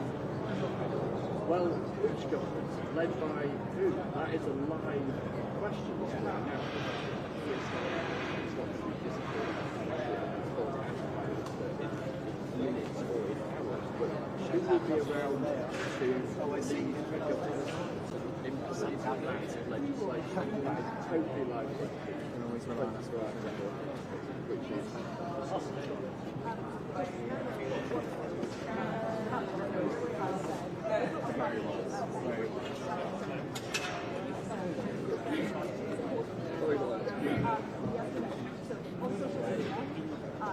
apparently, as we're looking back at now,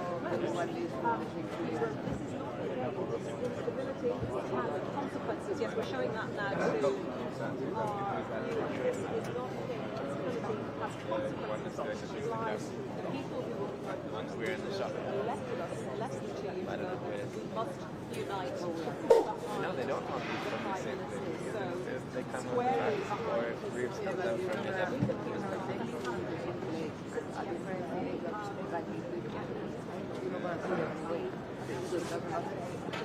but the rest, even if they're also prepared, you're going to see them. yeah, we have a rearguard action underway.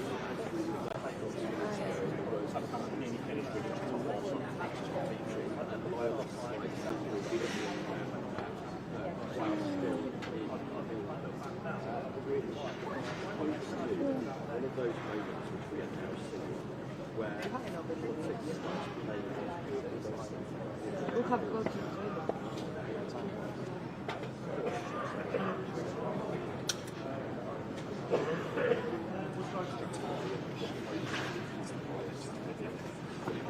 much more transparent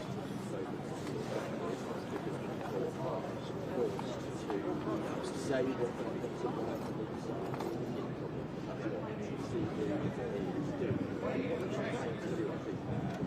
is authentically articulate those but also get to the views of hundreds of Labour MPs. Many of them are angry, upset, deeply unpopular. They don't want to watch it. They can see how it gets rolling. They can see how on the doorstep and that includes, by the way, some of those who will come to a reluctance that the Prime Minister let go. They've waited off in the last few days. I'm talking to one of those who was on the 70, 80 odd who were saying,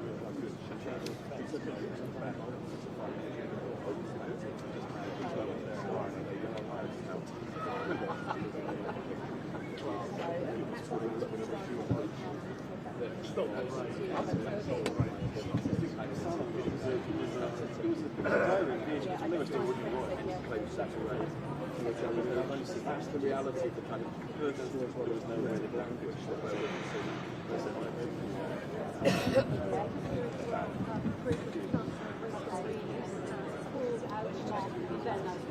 City of London,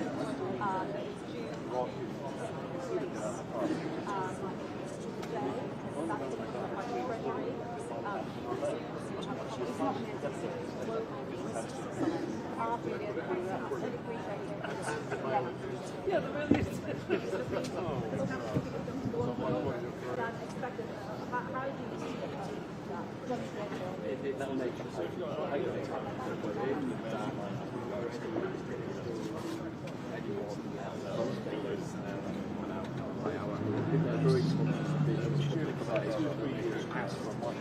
how things are or what might happen. We don't know because things might have changed. That's the reality of the place. I didn't want to put myself in the shoes of the Chancellor or indeed anyone else. That is completely unsustainable. Let's come to the conclusion. Or what I come to the conclusion is I mean, it is a bit soul destroying. Yeah. Minute by minute, and then why is it turning up at an event like that? And it's not least road away. And a Chancellor who's been hugely conscious for the best part of the last 2 years. I've got a economic background of that design. Yeah. Fiscal knowing that political turbulence comes down.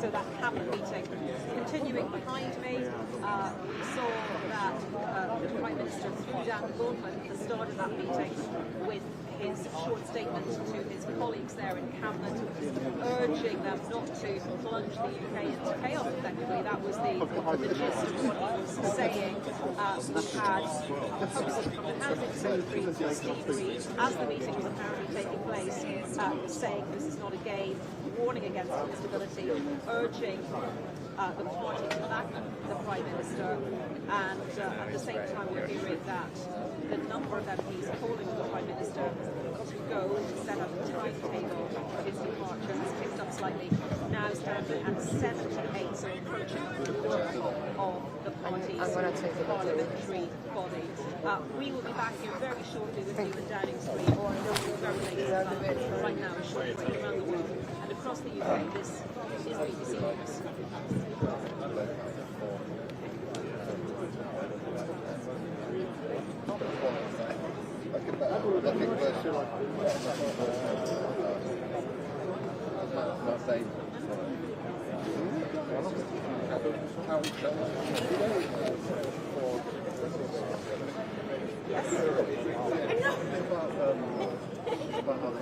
That's very helpful. They build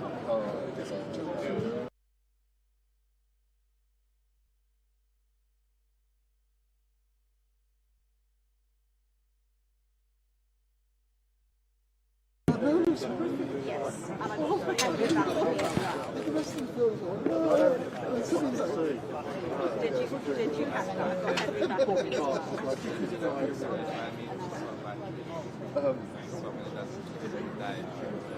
1, 2, 3, 4, 5, 6. Hang on. We're going to move both that way.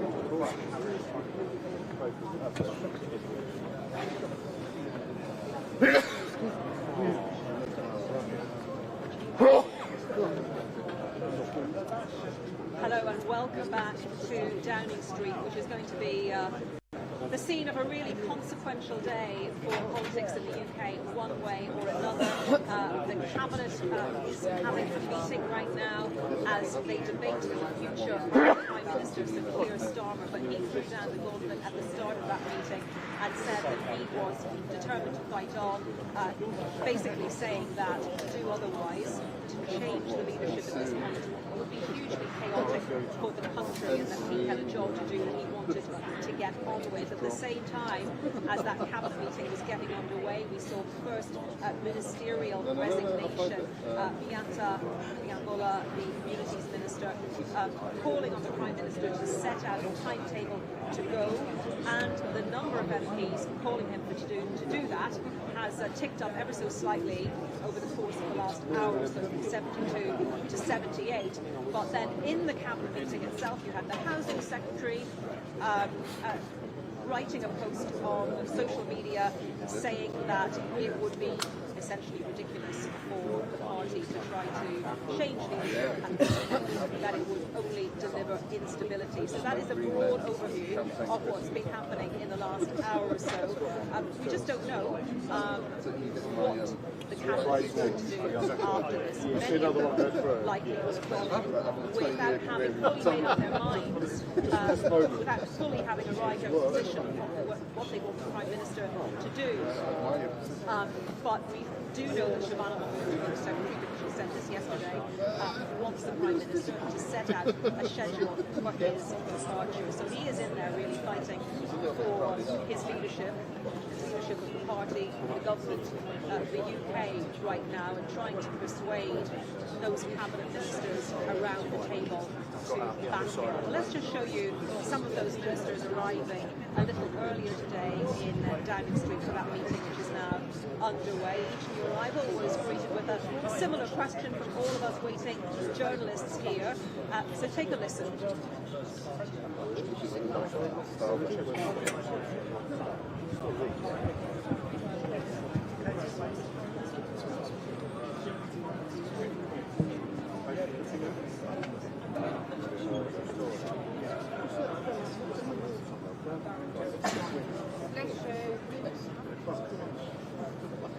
Well, it's on time, isn't it? We used to go in and make that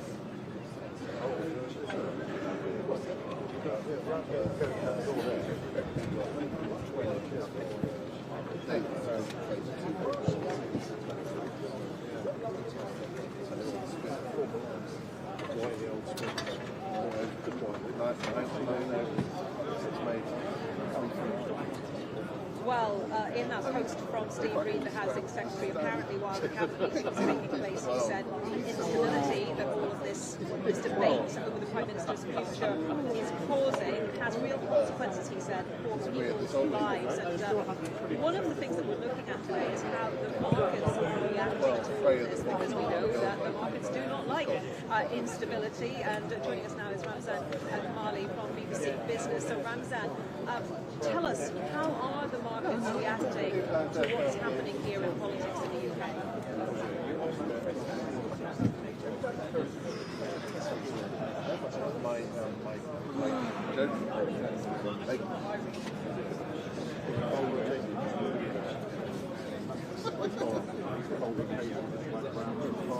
Oh yeah, yeah, see that, definitely. I've got a signal. He's like, hang on, helmet.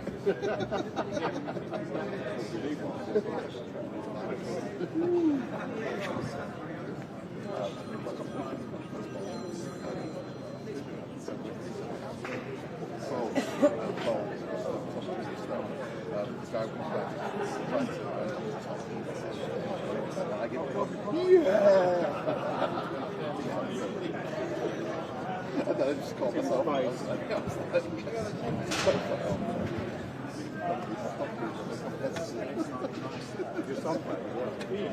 No, he's rising. He's furious.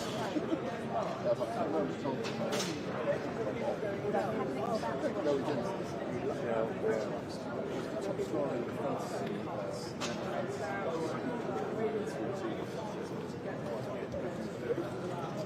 So I haven't done work. No, he hasn't.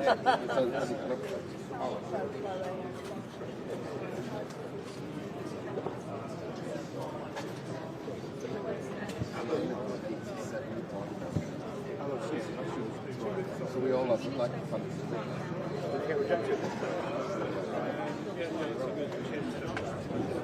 So I lost it. What happened? No. Yeah. You get turned away. Why wouldn't they let you go? Too late. No.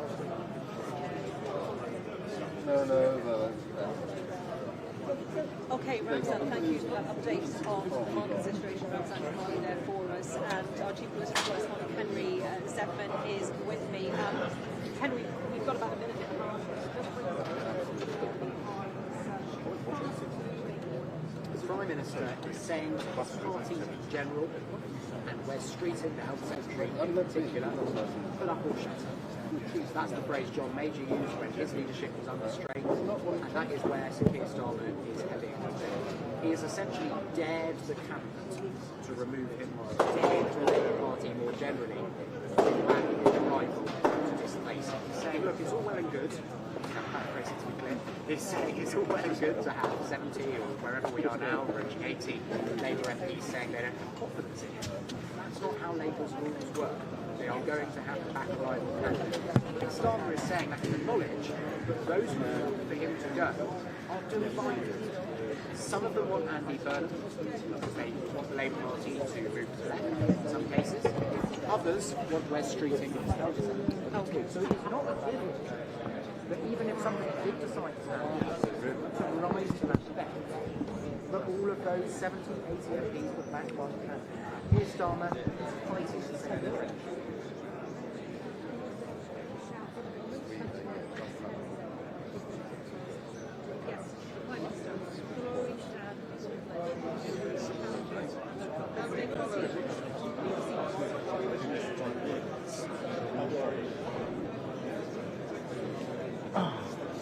Well done, everybody. Thank you. Nolan.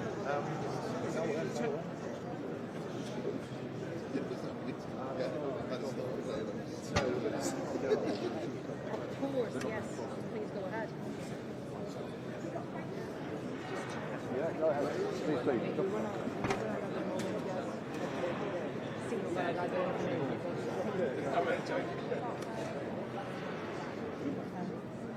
What about? You're just yes.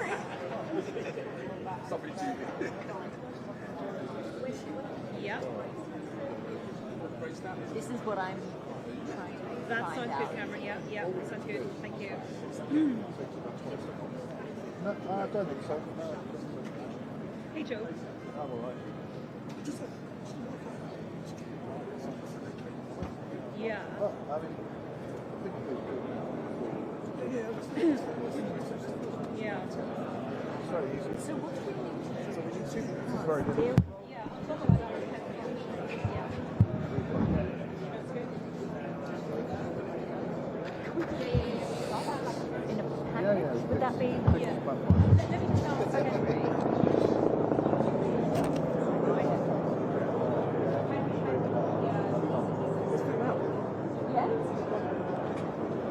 Channel 2. Channel 2.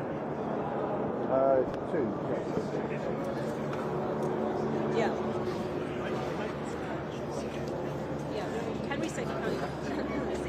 Sorry. I hope so. It's getting my throat. Yeah. I've got some eczema, yeah. Yeah, I think we can talk about it.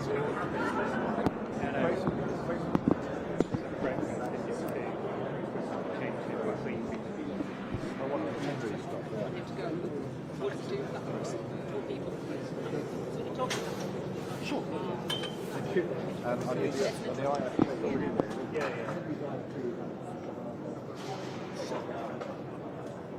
Very subtle, isn't it? I just shove it.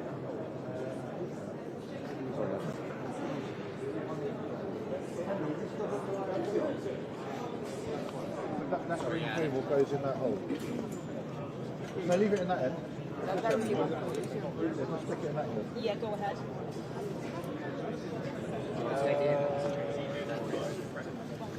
Yeah.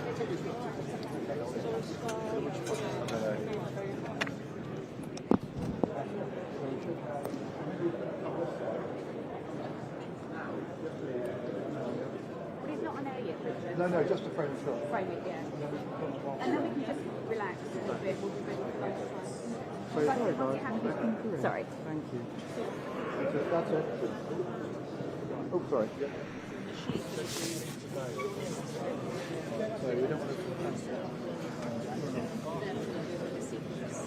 You're going to have to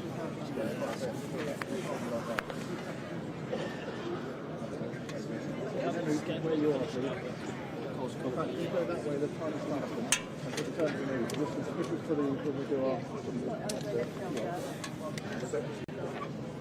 I've got Cindy with number 10.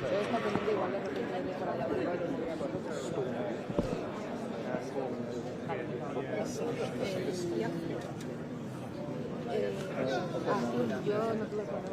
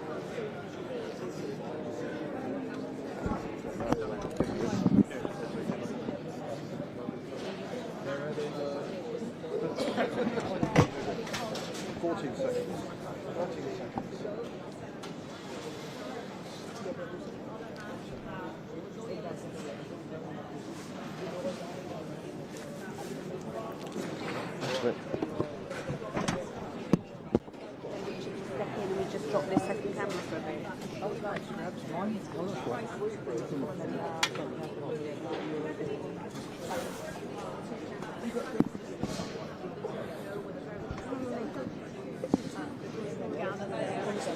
Essentially a challenge to them to step back, to step down from their challenges to him. Not all the counter-viewers are opposing him. We heard from the Housing Secretary, Steve Reid, who during that meeting posted on social media urging the party to unite behind the Prime Minister. Perfect. Looks just really nice and straight and elevated. Next, how these cabinet ministers will react during that meeting. Will they come out of that doorway? Position is obviously Have you asked the Prime Minister to step down, Minister?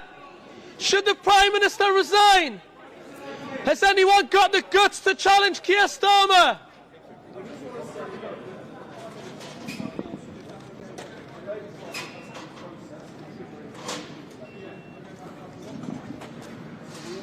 Is he now the Prime Minister in name only?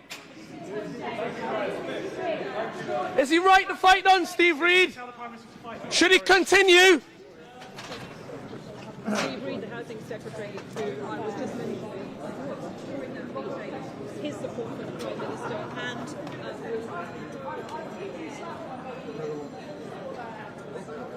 Have you asked the Prime Minister to step down, Lisa Nandy? Should the Prime Minister resign? Has anyone got the guts to challenge Keir Starmer? Is it over for the Prime Minister?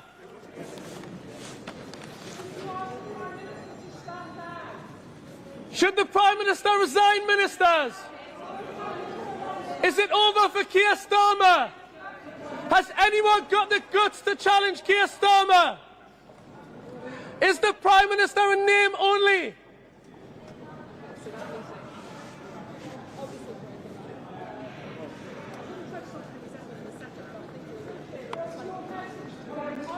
Should the Prime Minister resign, Bridget Phillipson? Is it over for Keir Starmer?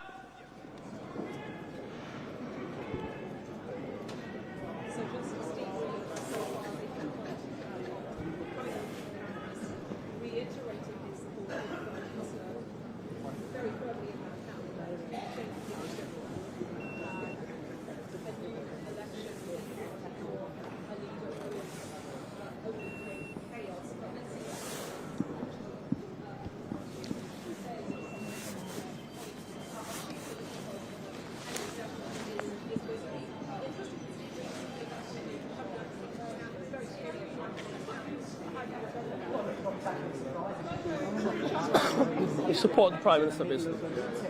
It's hard to tell over your fucking shouting. I did pause for a period, though. Oh, that's very cool. Well, you know. You started shouting when he was answering the question. Yeah. You've got to take your chance.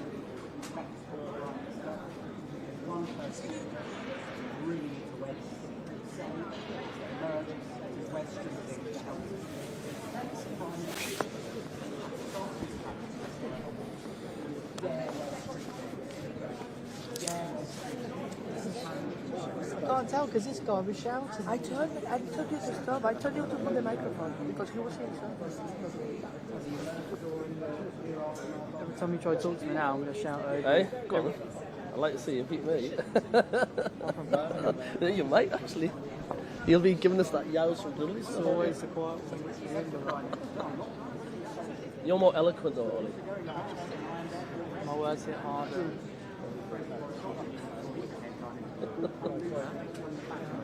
I think you're a scrap top of politics. Where's Catherine?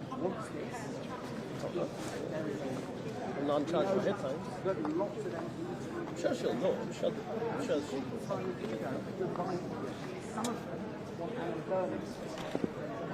Have you asked the Prime Minister to step down, Minister? Should the Prime Minister resign, Peter Kyle?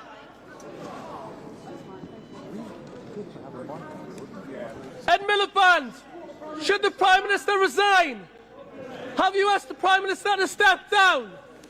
Is it over for Keir Starmer?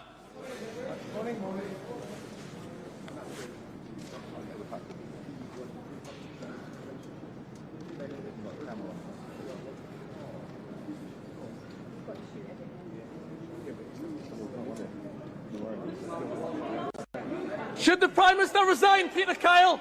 Is it over for Keir Starmer? Liz Kendall, should the Prime Minister resign?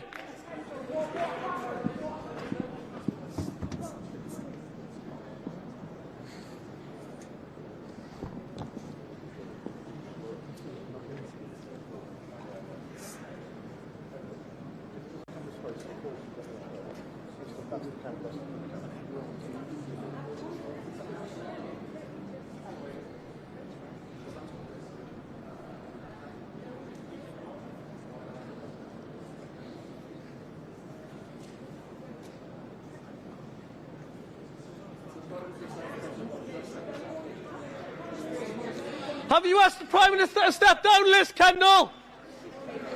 Is it over for the Prime Minister?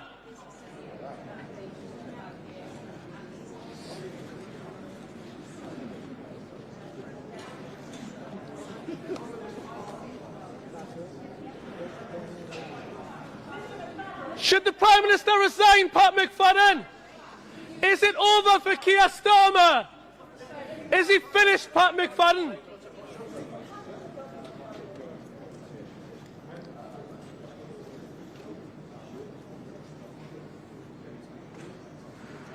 Is he Prime Minister in name only, Pat McFadden? Is his time up? Is this the end, Pat McFadden? Is he right to fight on?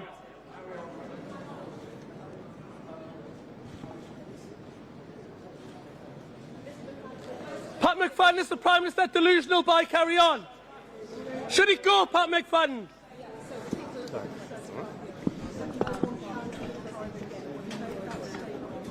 First major on this side.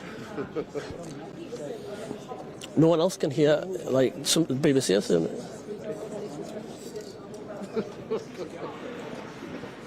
Like, they're all, like, literally going...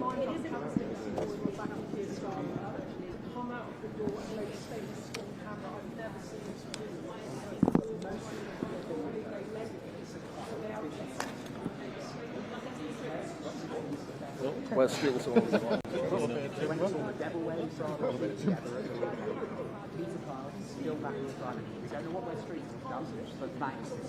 Yeah, he's in the works. I'm not sure that Yeah, so as far as chuckling away. That means Dawson will come out and be a little fat as well. actually formally go for it rather than to say it. As a recap, the Prime Minister's argument was that the leadership process has not been triggered. It doesn't matter how many MPs say they do or don't have confidence in it. 81 MPs backwards, right on powers. What's the vision among those MPs?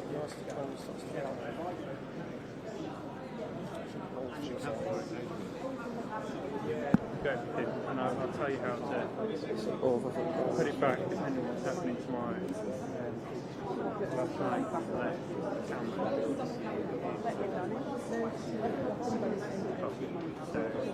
might have to be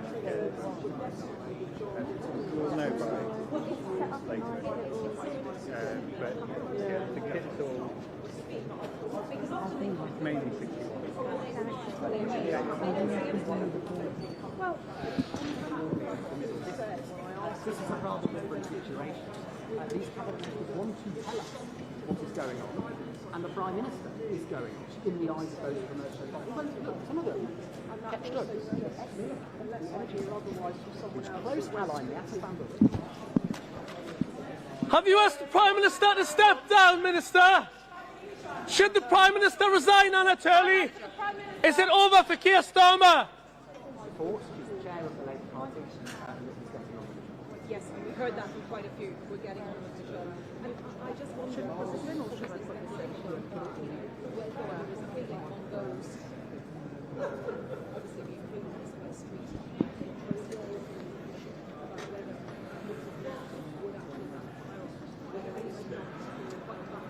Despite everything.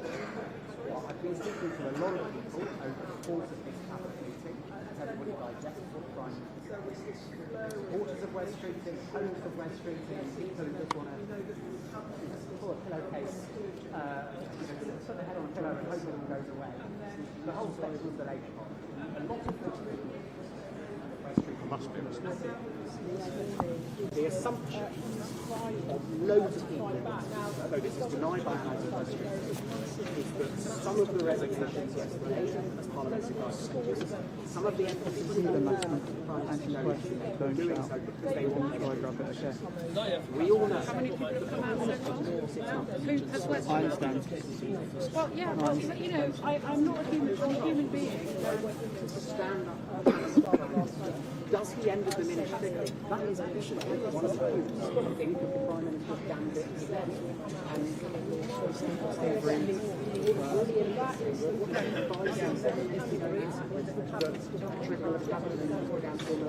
Where's my please? Steve, Pat? No, I can't. To resign, I don't know. To tell him he's sorry. I mean, we really don't know. This is a Can't hear anything. fascinating. Who are the ones speaking? Steve Bridge, this Pat McFadden, and who else? In the puzzle of this day that we were trying to have the pieces of and work out what it actually means for the Labour Party, for the government of the UK. Did you share what they said? You know, with the countries around the world. Well, yeah, Steve Bridge was tweeting. No, I can't hear anything. I can't hear anything.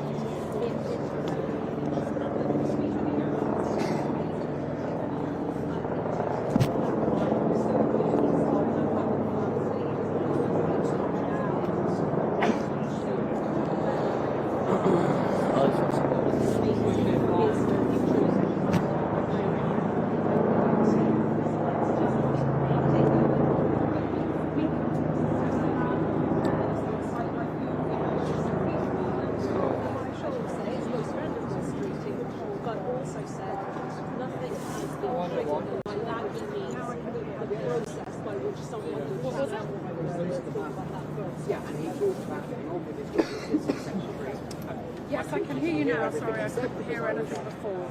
This bit of the scrum, the clear indication I took from it. Thank you. Broadcast studios supporting the Prime Minister just yesterday morning. But Peter Coe is West Street's best friend in politics. So that is quite a significant division between the intention if you don't know what West Street is. That's significant. We also have Tony Green, close ally of the Prime Minister, posted on it. Not like that, no. Who else have we seen? We also got the right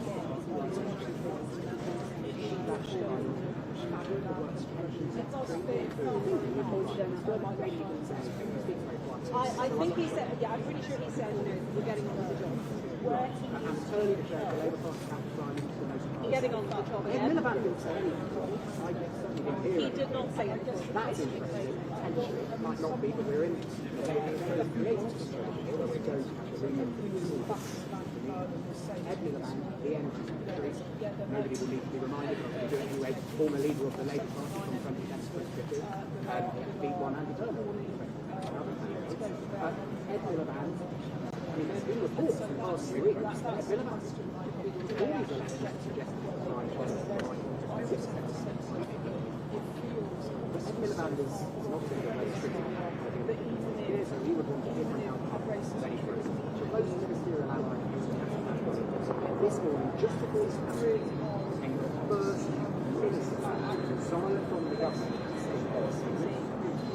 Yeah, and just to recap a little bit more what Peter Keir was saying, as he mentioned, he said nothing has been triggered in terms of a leadership challenge. He also said he was about to go to Brussels. Working really big issues in the face of the economy. He said based on social risks.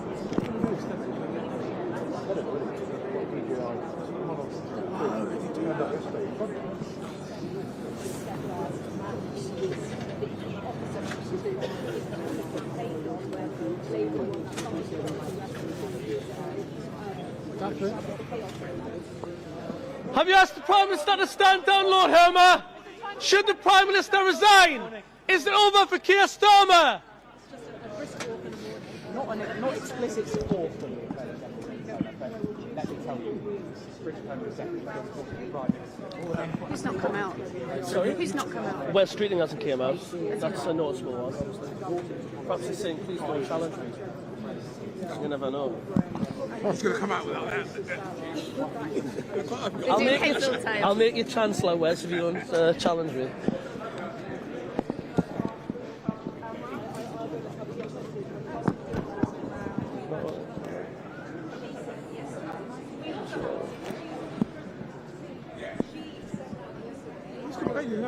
Oh, they're just not happy about anything. They're not happy when he's not happy?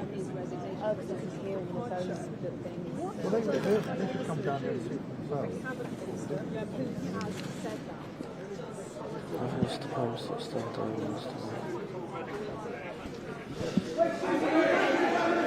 West Riddick, do you want to be Prime Minister? Will you challenge Keir Starmer? West Riddick, do you want the job or not?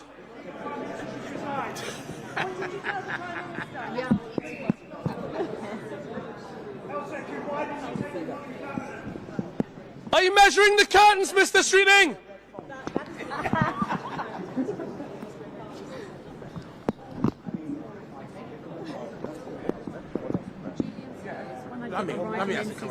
Yeah, he has. Yeah, he came out with a massive brush on them.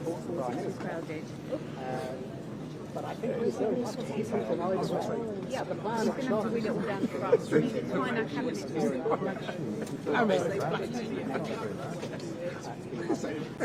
he's going to be in the press next year. I'll still get a job, don't worry about it. So can you or Johnny go and meet him?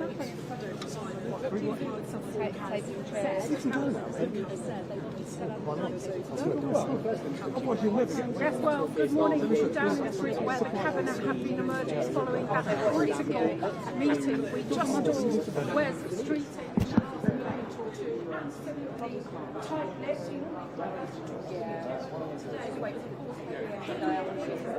the number one candidate potentially if the Prime Minister should get go.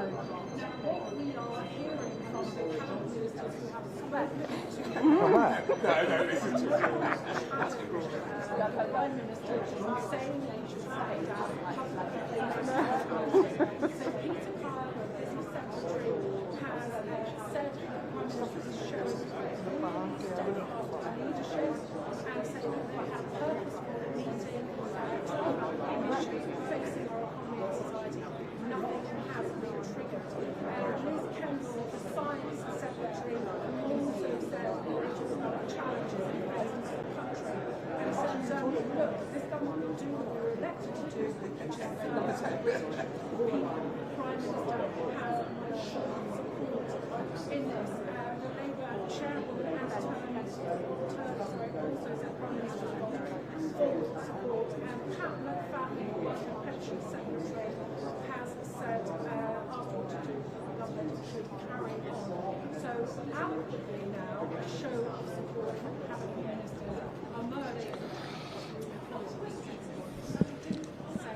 Anything now, all the questions now, 81 MPs.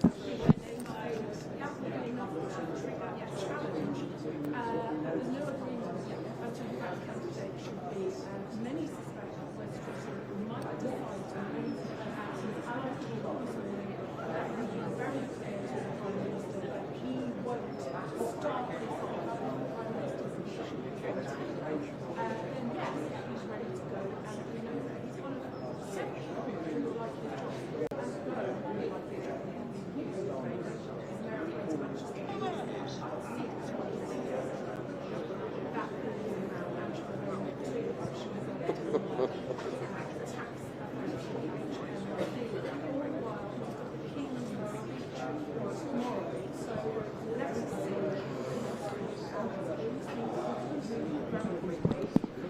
or there could be a pause on the King's speech and the Prime Minister still in office. At the moment, simply no one knows. That was repeated by Mrs. Wilson, the nonsense concerned about integrating the process of natural inspection, legal and illegal immigrations. So we need to raise So she's really been front and centre of the Labour Party's attempts to deal with immigration, irregular immigration.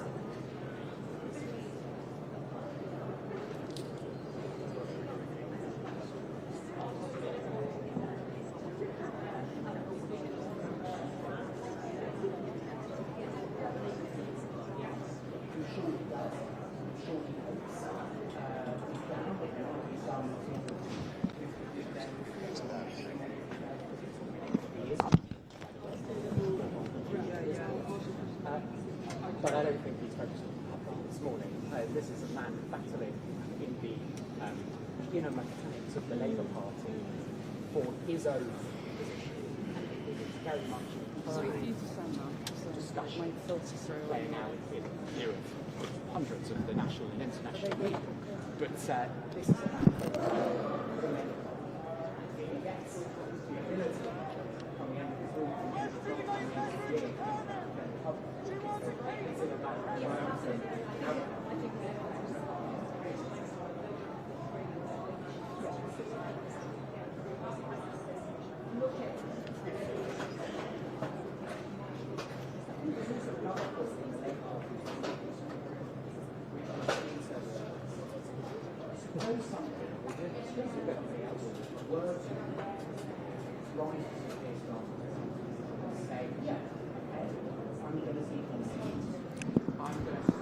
the backing of 81 Labour MPs to take you, Keir Starmer, on for the leadership. Keir Starmer doesn't need 81 MPs. Keir Starmer, as the sitting leader of the Labour Party, is automatically on the ballot. So we could well end up with a situation here where Keir Starmer fights a leadership election among the Labour Party members against West Streeting, Angela Rayner, whoever, name it. And that's potentially fascinating because while it would be an internal Labour Party contest, it gives Keir Starmer the opportunity to make arguments in public so many Labour MPs projecting revision to chaos for general public not even 2 years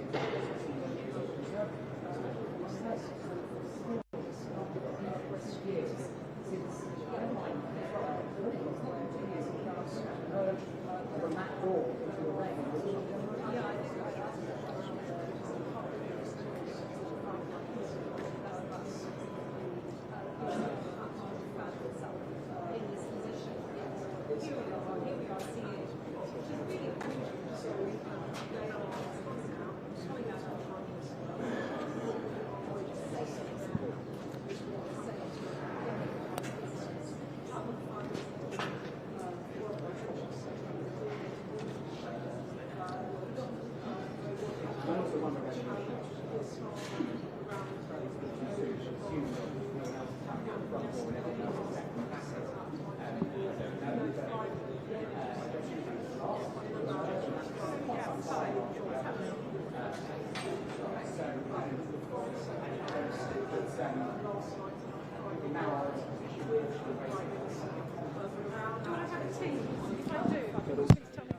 Well, generally, members of the Parliamentary Labour Party might have to make because yesterday the states are perilous for the Prime Minister, not because of any of the people around that table, but the cabinet to come out publicly and back the Prime Minister, and also for the Prime Minister to clearly tell his party, his cabinet,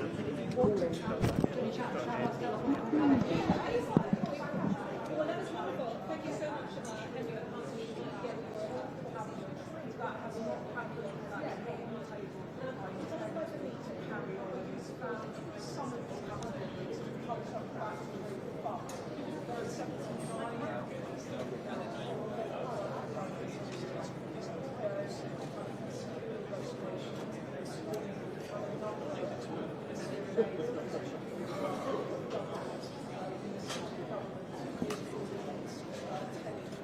It's Baroness Jenny Chapman. Well, no one has a stop. Member of the House of Lords, Philip. Well, no one has a stop. Is continuing for now. We're now waiting to see what the reaction will be.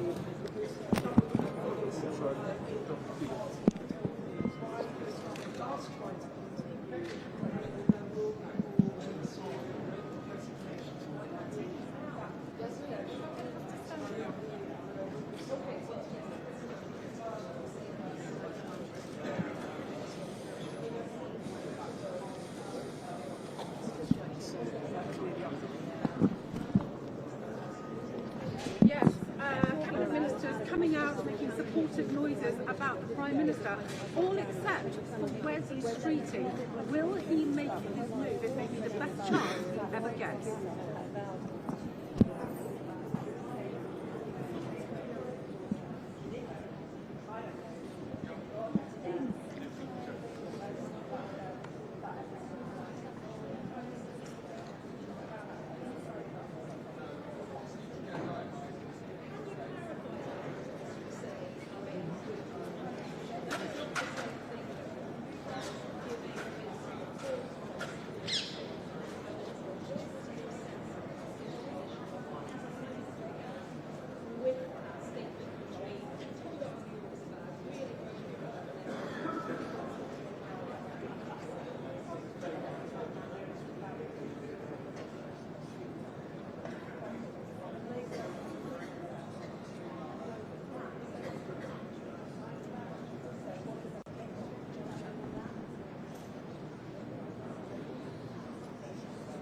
Yes, it's all been happening, and we've also just heard that Andy Burnham has been spotted getting on the train to London. What might that mean? Of course, he's the Mayor of Greater Manchester.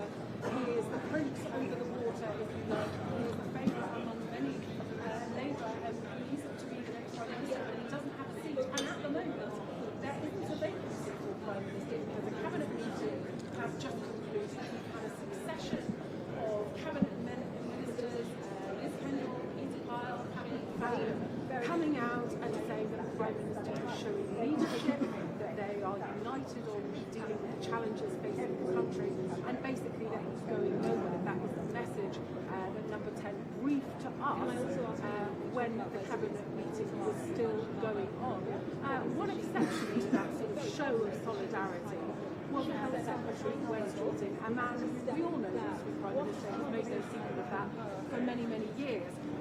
He came out, he said nothing, but with so much speculation that he might decide to leave now.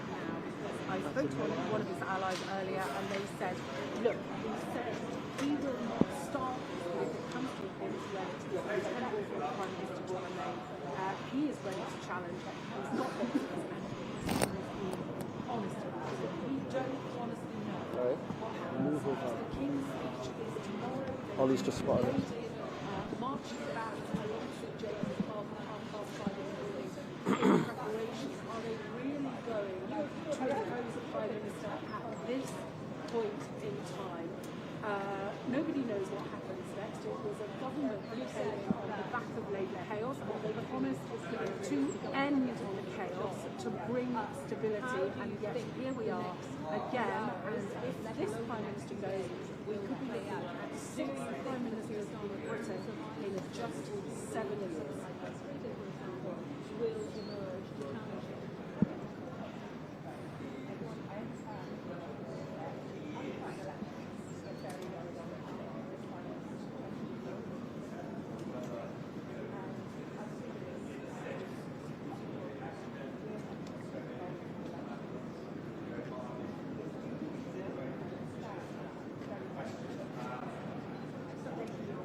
Well, yes, but no, because basically, yes, he's in the best position. Andy Burnham doesn't have a seat. That will take weeks and weeks, even if somebody stood down in a by-election, even if the NEC changed their rules, it might be a contest that would rule him out. But there is no way... Baroness Chapman, is it game over for this Prime Minister? Should the Prime Minister resign? Is it right that he fights on, Baroness Chapman? There is no way Baroness Chapman supporting Will anyone challenge the Prime Minister? take over because he's perceived by the right party. Many of them absolutely cannot stand him. And those on the left will not tolerate West Street and John Martin taking the crowd. So they would have to get up there and challenge him. Looking at Angela Rayner, that tax investigation still looming over her. Ed Miliband, the Prime Minister, but clearly that, according to her account, that meeting was very much focused on delivering for the elected terms of the speech. Remember the original purpose of this meeting today. But it was about the US war with Iran and the impact of in that war a calm, orderly transition or security crisis and so on. So really interesting that she's come back to over who should come next. So.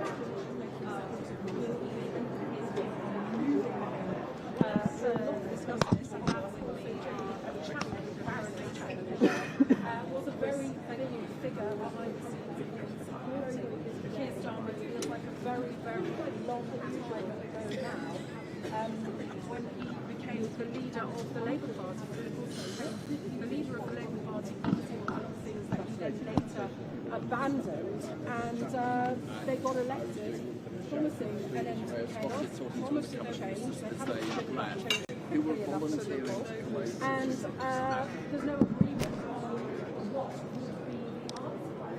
Bearing in mind that Nigel Farage and Reform campaigned in the elections in England and Scotland on a message of when Reform gets Keir Starmer out, and some within Labour absolutely despairing, thinking, why on earth would we do exactly what Reform wants us to do and get take a leader out now, a leader who is very unpopular is considered to be good on the international stage.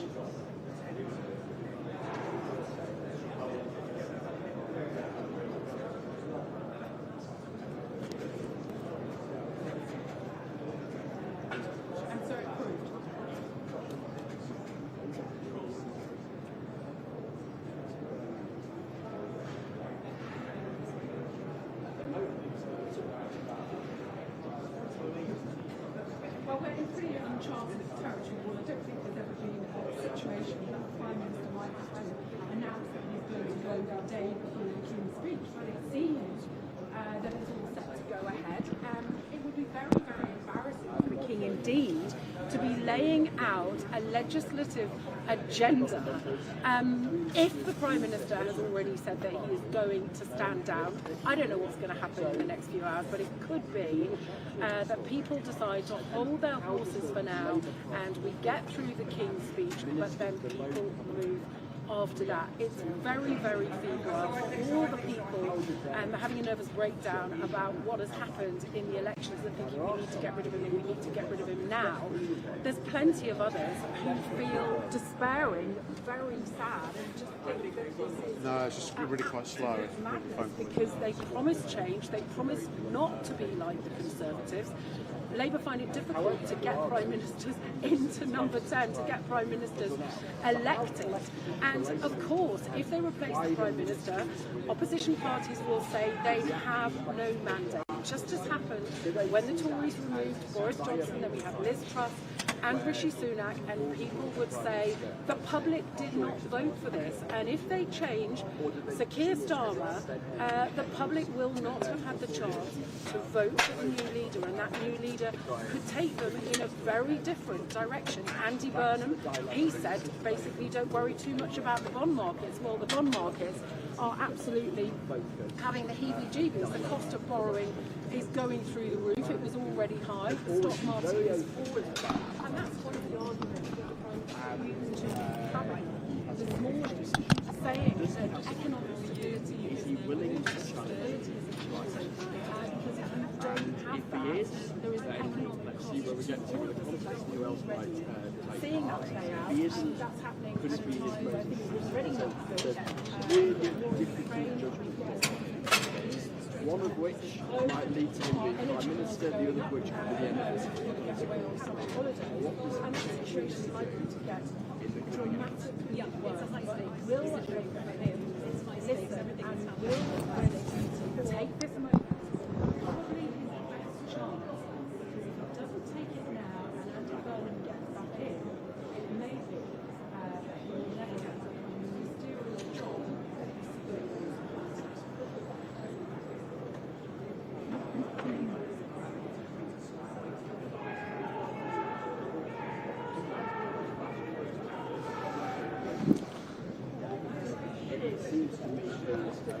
Yes, that's right. Peter Kyle is an ally of Wes Streeting. At the moment, he is sounding loyal. He said we've been talking about the challenges that face the country. We know that the two of them went out to the cinema at the weekend, and I think they saw, was it The Devil Wears Prada 2? I think they did. So they were asked the other day what had been discussed, and Peter Kyle said, well, we always discuss the state of the world and the leadership, but sort of intimated that they hadn't discussed the Prime Minister specifically, owed to have been a fly on the wall.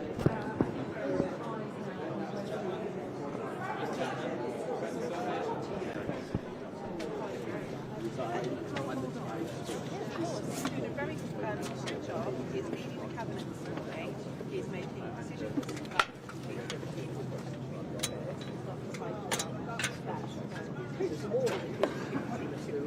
I very much hope that I think that twice the cabinet as a whole will come together and really focus on the needs of this country. But you want to stop the chaos. What went wrong? We will stop that.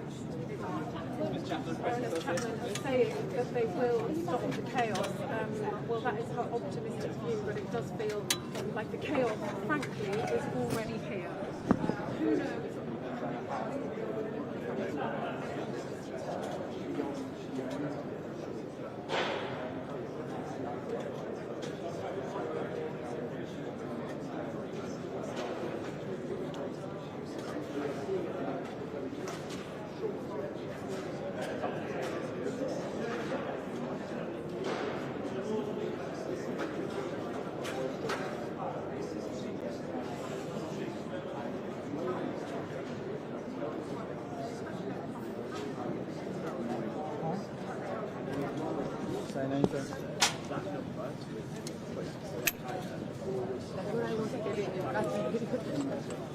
I would like to resign.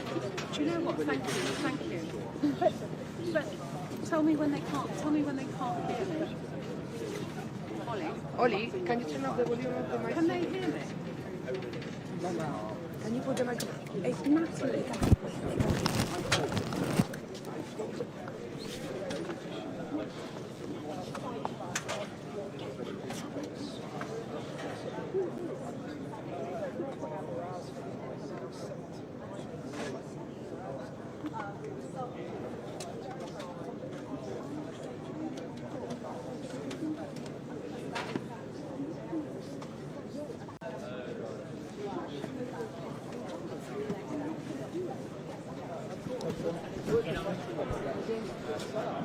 Should the Prime Minister resign, James Murray? Is this the end of the road for Keir Starmer?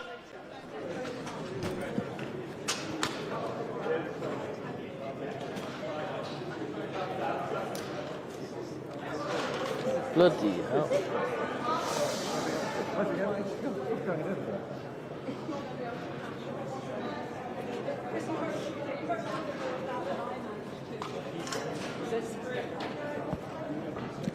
To pick up on the question that you asked me at the moment, obviously Murray there, the Chief Secretary of the Treasury, the Chancellor's deputy, there's so many people in the post it's a period of intense uncertainty for them personally, as well as all of us.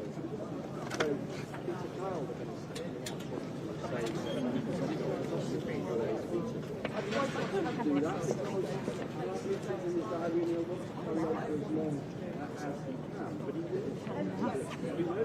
I mean, my goodness,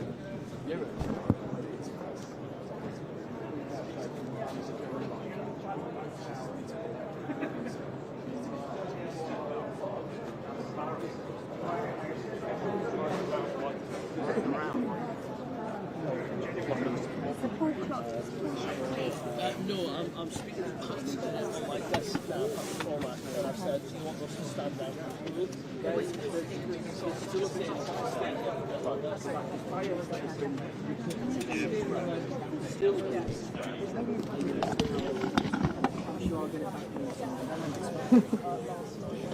So,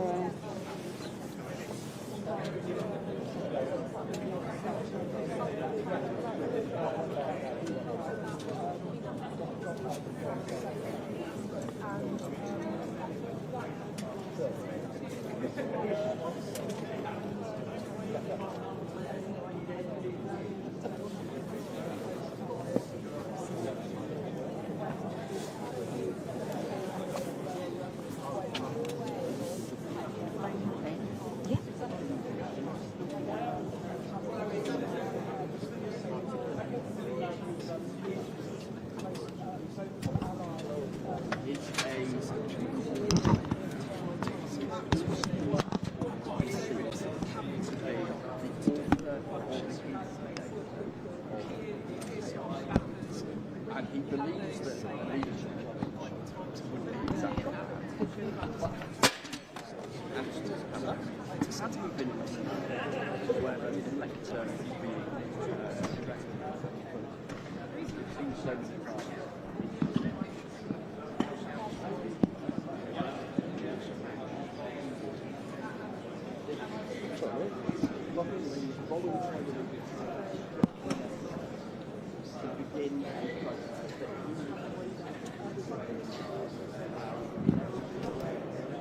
All right, this guy? All right?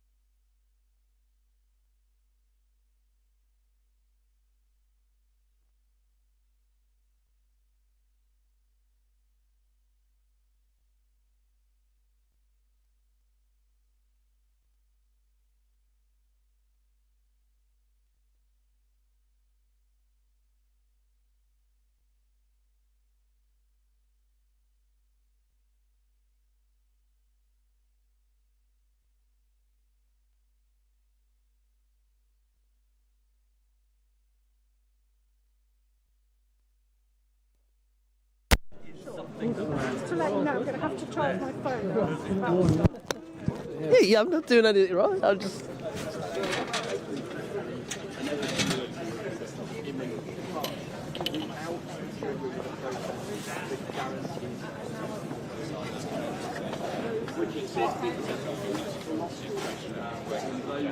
Through the gods. 1, 2, 3, 4, 5.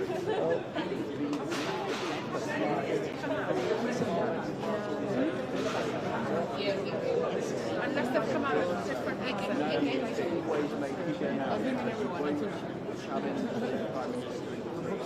You were one of the first ones. No, you don't know what you're choosing there. Oh, that's what I was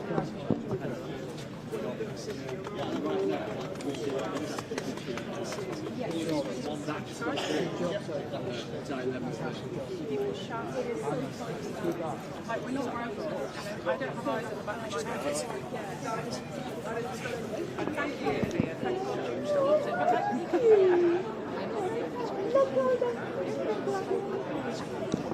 A decision to not decide or to not speak out ends up with a decision if that remains a position. Are we done here? Stay a touch longer to be safe. I agree. There is a scenario, potentially, the real scale of the wave of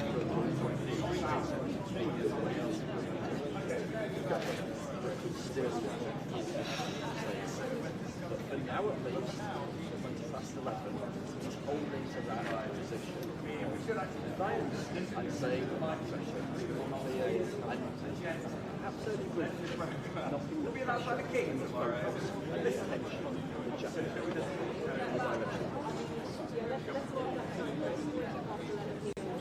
How long that position holds political end, the BBC's political end.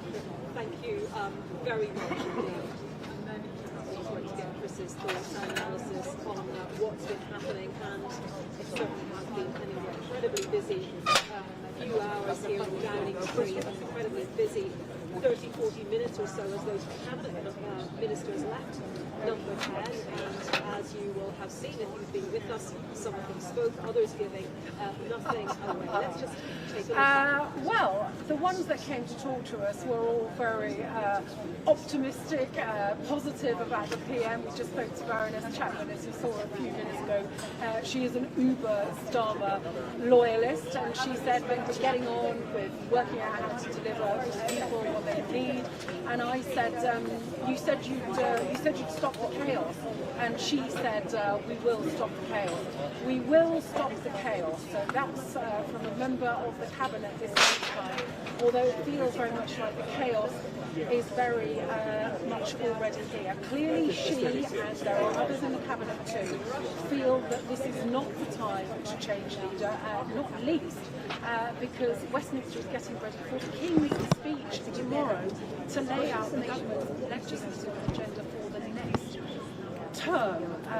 But I think what happens in the coming hours could be critical. West Street is usually pretty happy to talk to the media. Very, very tight-lipped, walked away, giving nothing away. I think a lot depends now on what he does next, because he has told the Prime Minister in the press that he won't move against him first, but if it's clear that the PM position is untenable, then he will challenge for the leadership. He says he's got the numbers. This is likely the best chance that the Health Secretary has to get the job that he's wanted. While Andy Burnham, the Mayor of Greater Manchester, the favourite among many, seen as the best option, because he's an interesting better than the public, the general public, the voting while he is out of the picture and doesn't have a seat. But if West Street believes, he won't be ways to say the left-wing party will allow that. So then he might be Angela Rayner. Well, the HMRC is to investigate over her tax. She said yesterday that it was a mistake not to let Andy Burnham stand in court and dented. We might get an impact, and again, He has said to the Prime Minister, the Prime Minister should set out a timetable.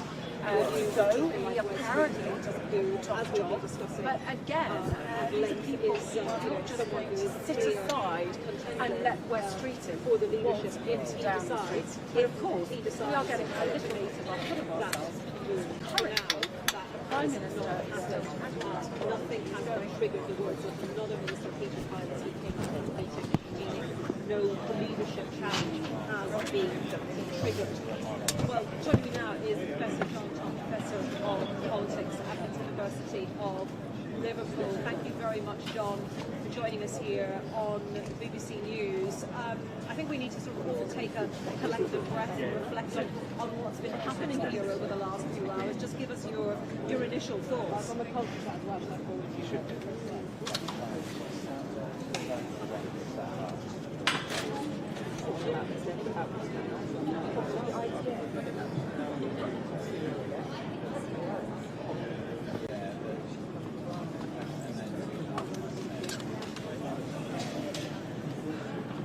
That's all of them. I think so. I think it's which ones are with platforms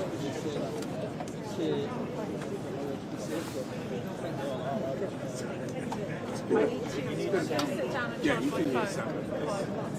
Yeah. You really? I've got a bit of a badge. I think it's just off the court.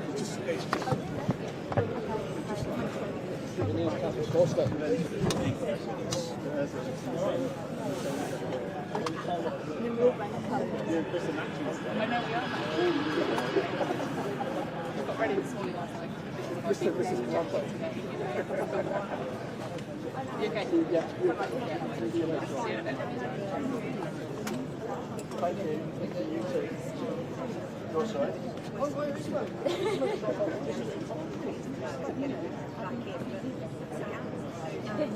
Yorkshire tea, I like.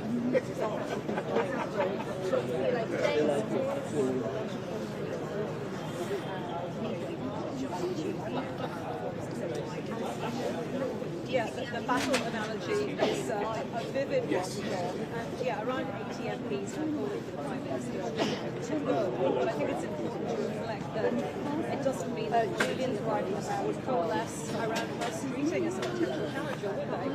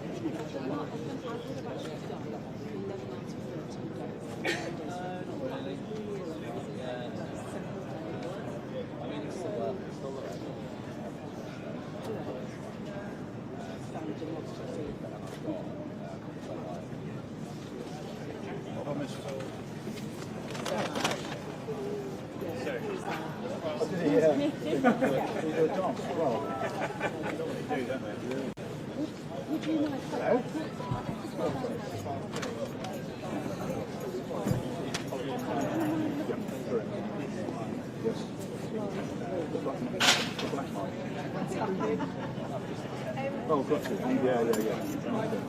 Okay, yeah, so you went around that in, so it's in already. Yes, sir. That one's in there. Yeah.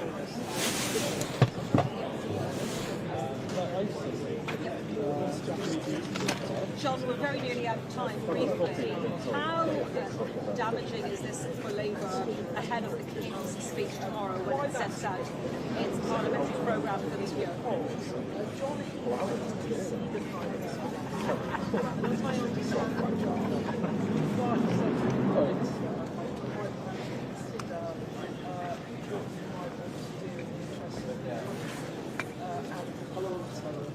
Okay,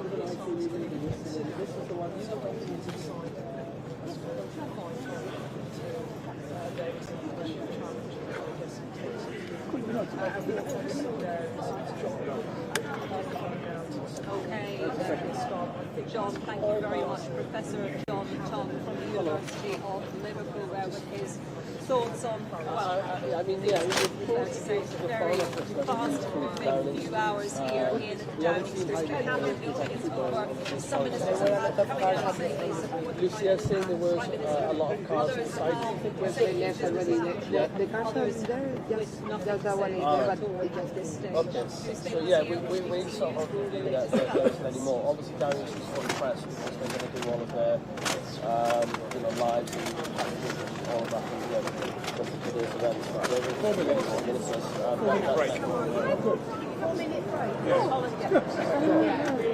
Okay, no, it's okay.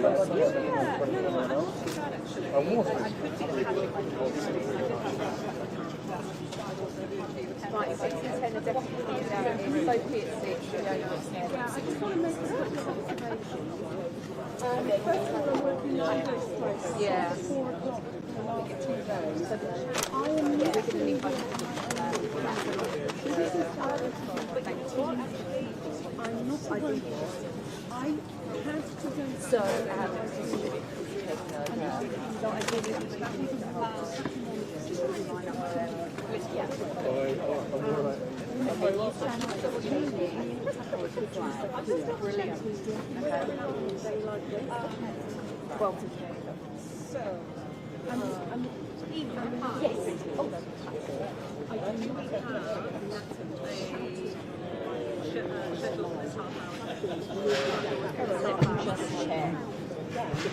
sorry, just hearing about logistics.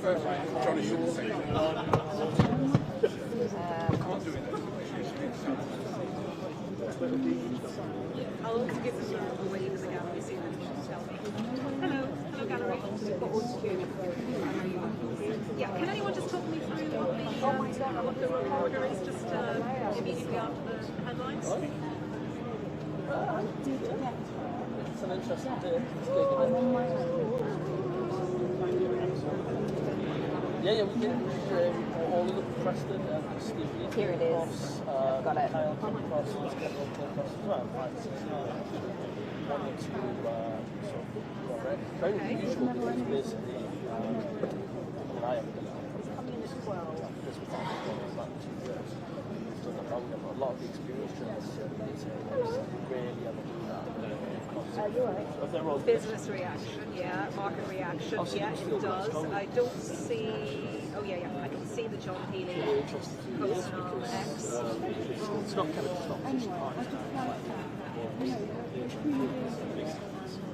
so, well, privacy is right. That's the those are the rules? Yeah, no, I don't think, it doesn't feel like it's quite the right moment for it. No. Yeah. Someone, those people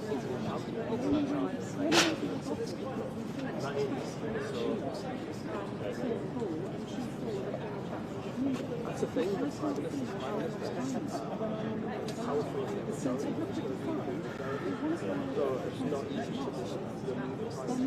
Sorry, just fixing my mic. Just popped off. I think I've got it. Is that sounding okay? Is that alright? Should we reposition the mic? Happy with sound? Great, thank you.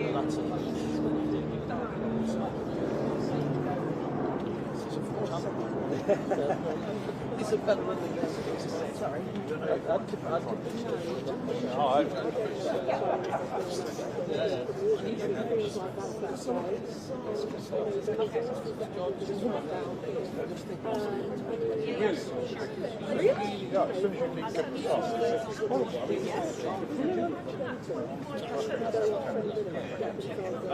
think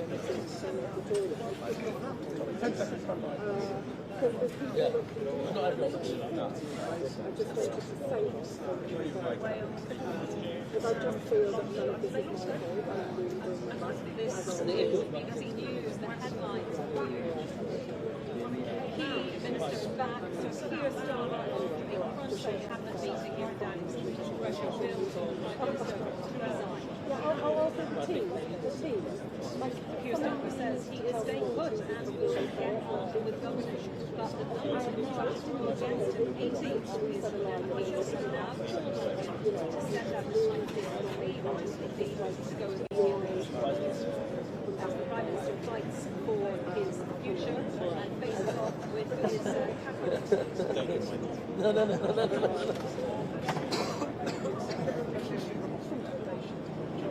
What I wonder though is why is that? As the Prime Minister fights for his future and faces off with it's like his giving cabinet here in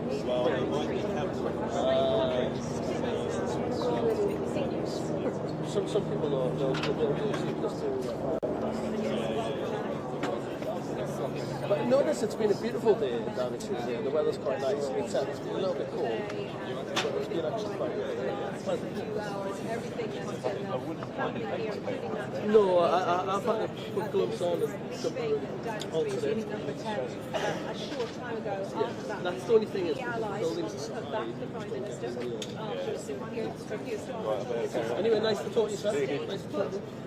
Pressure is mounting on him following those disastrous election results for the Labour Party across England, Scotland and Wales last week. But he says he takes responsibility for the results and that the process for challenging a leader has not been triggered. As a result, Keir is saying he will get on with government. Well, that's about how Defence Secretary John Keane saw leaving that meeting a short time ago. He spoke out on X and this is what he said. People are worried about the current conflict and the economic crisis. They expect their government to lead the country through, as the Prime Minister is doing. More instability is what the Prime Minister says dealing with the economic and security challenges. And of course, the purpose of this cabinet meeting before the events of the last week or so was to talk about the war with Iran. That was indeed discussed. One of the key arguments of people supporting the Prime Minister to stay in the job is that with the war with Iran, with the war in Ukraine continuing, and other global challenges, a change of leadership test would only add to instability for the UK. But the Prime Secretary of State for Business and Trade. Well, we say she's got plenty of fun.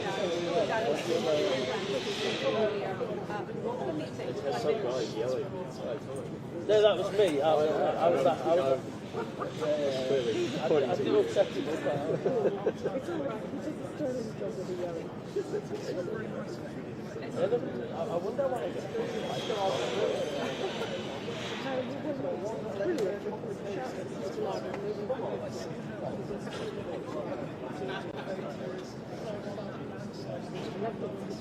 So Peter Kyle there emphasising that he is getting on with his business, going to a meeting in Brussels, and obviously business, the markets always love certainty, don't they? So what impact is all of this question about Keir Starmer being the Prime Minister having on some markets? Joining me now from BBC Business is Ramzan Kamali. Ramzan, good to have you with us again, and just give us a sense of that market reaction to this political instability. couple of things. Number one, this is Tim. Just what are this takes?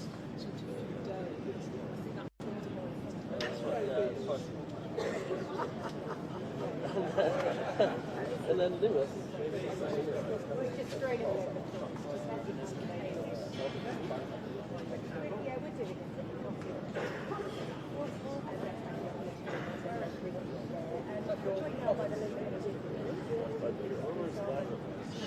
I'm actually in. Good morning to you. Why is that? If you were here on time. If you were here on time. You know what? I should have done this.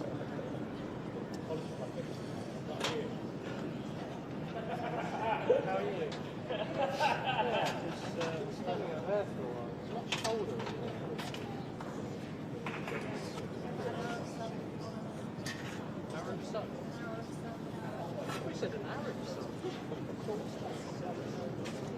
That's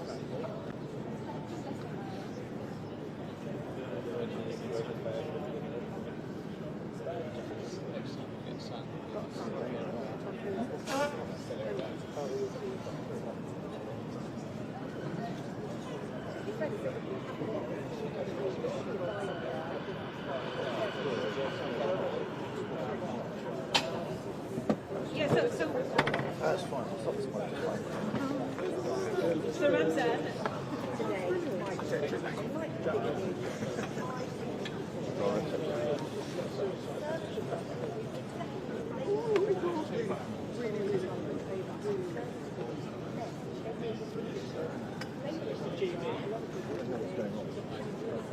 yeah, so Ramzan, in very practical terms, how does what's happening here filter through to the average person?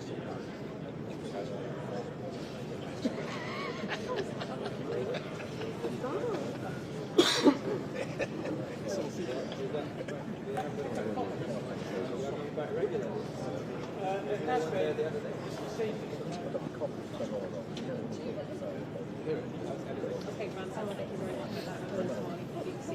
Why didn't you do that before? Why were we still looking at those pictures of cabinet ministers leaving, getting on with their days, getting on with the business? Those of them who chose to speak to us told us that they were getting on with their diaries. Some of them are sleeping, some going out by a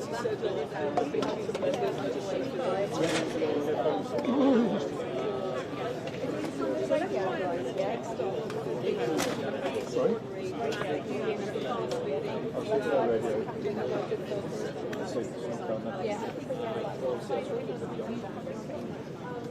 what's the gist of it?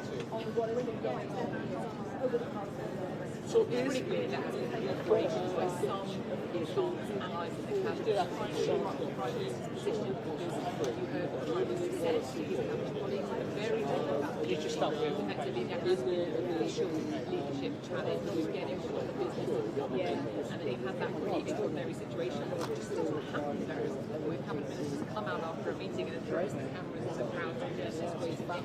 That shows you what's at stake right now, but it's also interesting to note that so we're speaking to many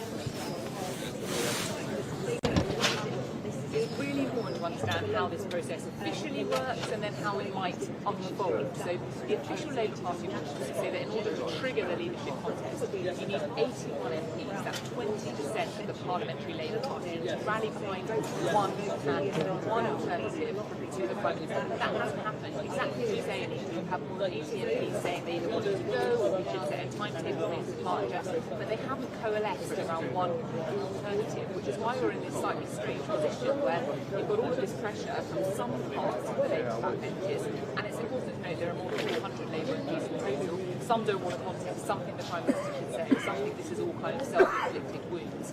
But you can clearly see there's a lot of unrest, but they haven't reached that threshold yet to come out with kind of one possible alternative. The other thing that could happen in this situation is that the pressure within the cabinet becomes too much, because if the Prime Minister loses the confidence of his cabinet and their leaders pulling on the levers of government with him, then that becomes an unsustainable position, which is why it is so interesting to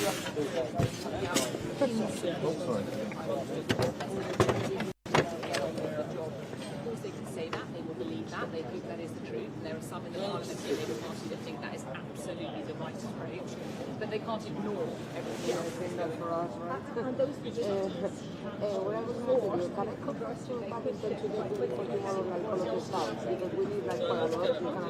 yeah, it feels like a very fast-moving situation at the moment. I've just been over in the Houses of Parliament. Yes, I can, thank you. To get a sense how they're feeling. Yeah, and we've heard this argument from some now, including the Defence Secretary John Healey, who's just put out this message on social media, effectively saying there's a lot of global instability right now and economic instability. We don't want to fuel that. Yes, I can.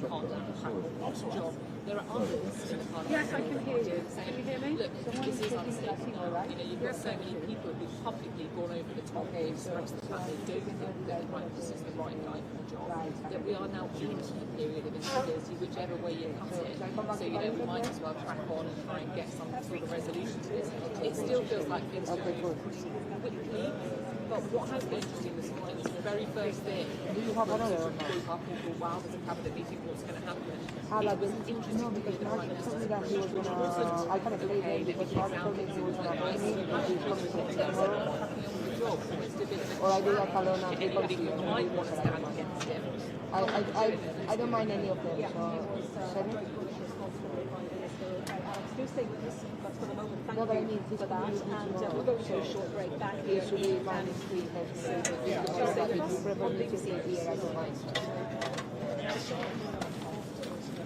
Okay, so I stay here or okay. And then picking up with Alex off the back. Yeah, because Oli's gonna finish quite soon, right? Hey, Oli might finish like relatively soon. Yeah. Okay, cool. So I will get everything ready for tomorrow. Yes, please. Okay. Nice. Okay, thank you. Ciao, ciao.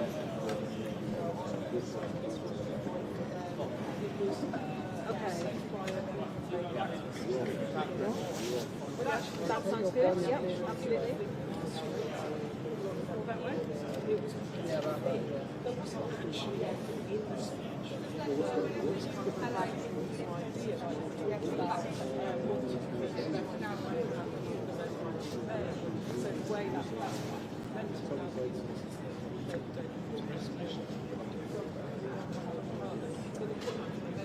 There wasn't a speech.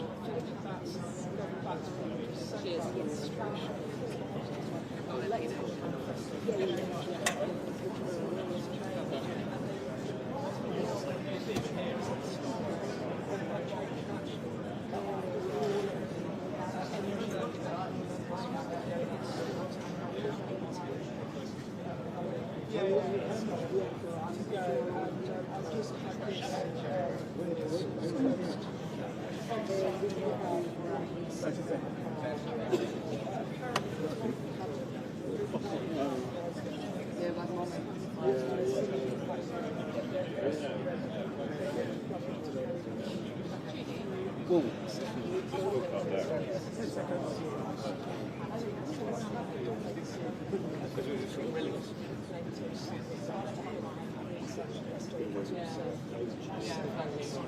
If you're watching BBC News, welcome back to Downing Street. I'm Anita McVeigh, where over the last few hours we have been looking as cabinet ministers arrived in Downing Street for a crucial meeting with the Prime Minister, his future and state, and then listening to some of them as they emerged afterwards, telling us support for the Prime Minister, telling us that they were getting on with the business, not everyone commenting, of course, including West Streeting, and much of the energy around who might challenge Keir Starmer to be the leader of the Labour Party, to be Prime Minister, is certainly centred on Wes Streeting, but he did not say anything else. He left number 10 a little earlier. And that meeting, interestingly, began with a very strong statement from the Prime Minister, essentially throwing down a challenge to members of the Cabinet who might be thinking of not backing him.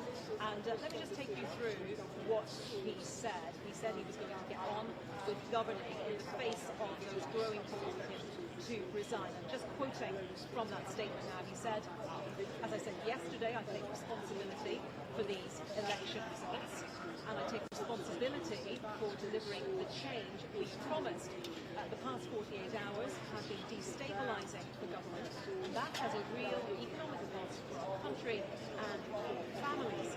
So Keir went on, the Labour Party has a process for challenging a leader, and that has not been triggered. The country is expects us to get on to governing. That is what I am doing, what we must do as a cabinet. So he's essentially saying to anyone who might challenge him from within the cabinet,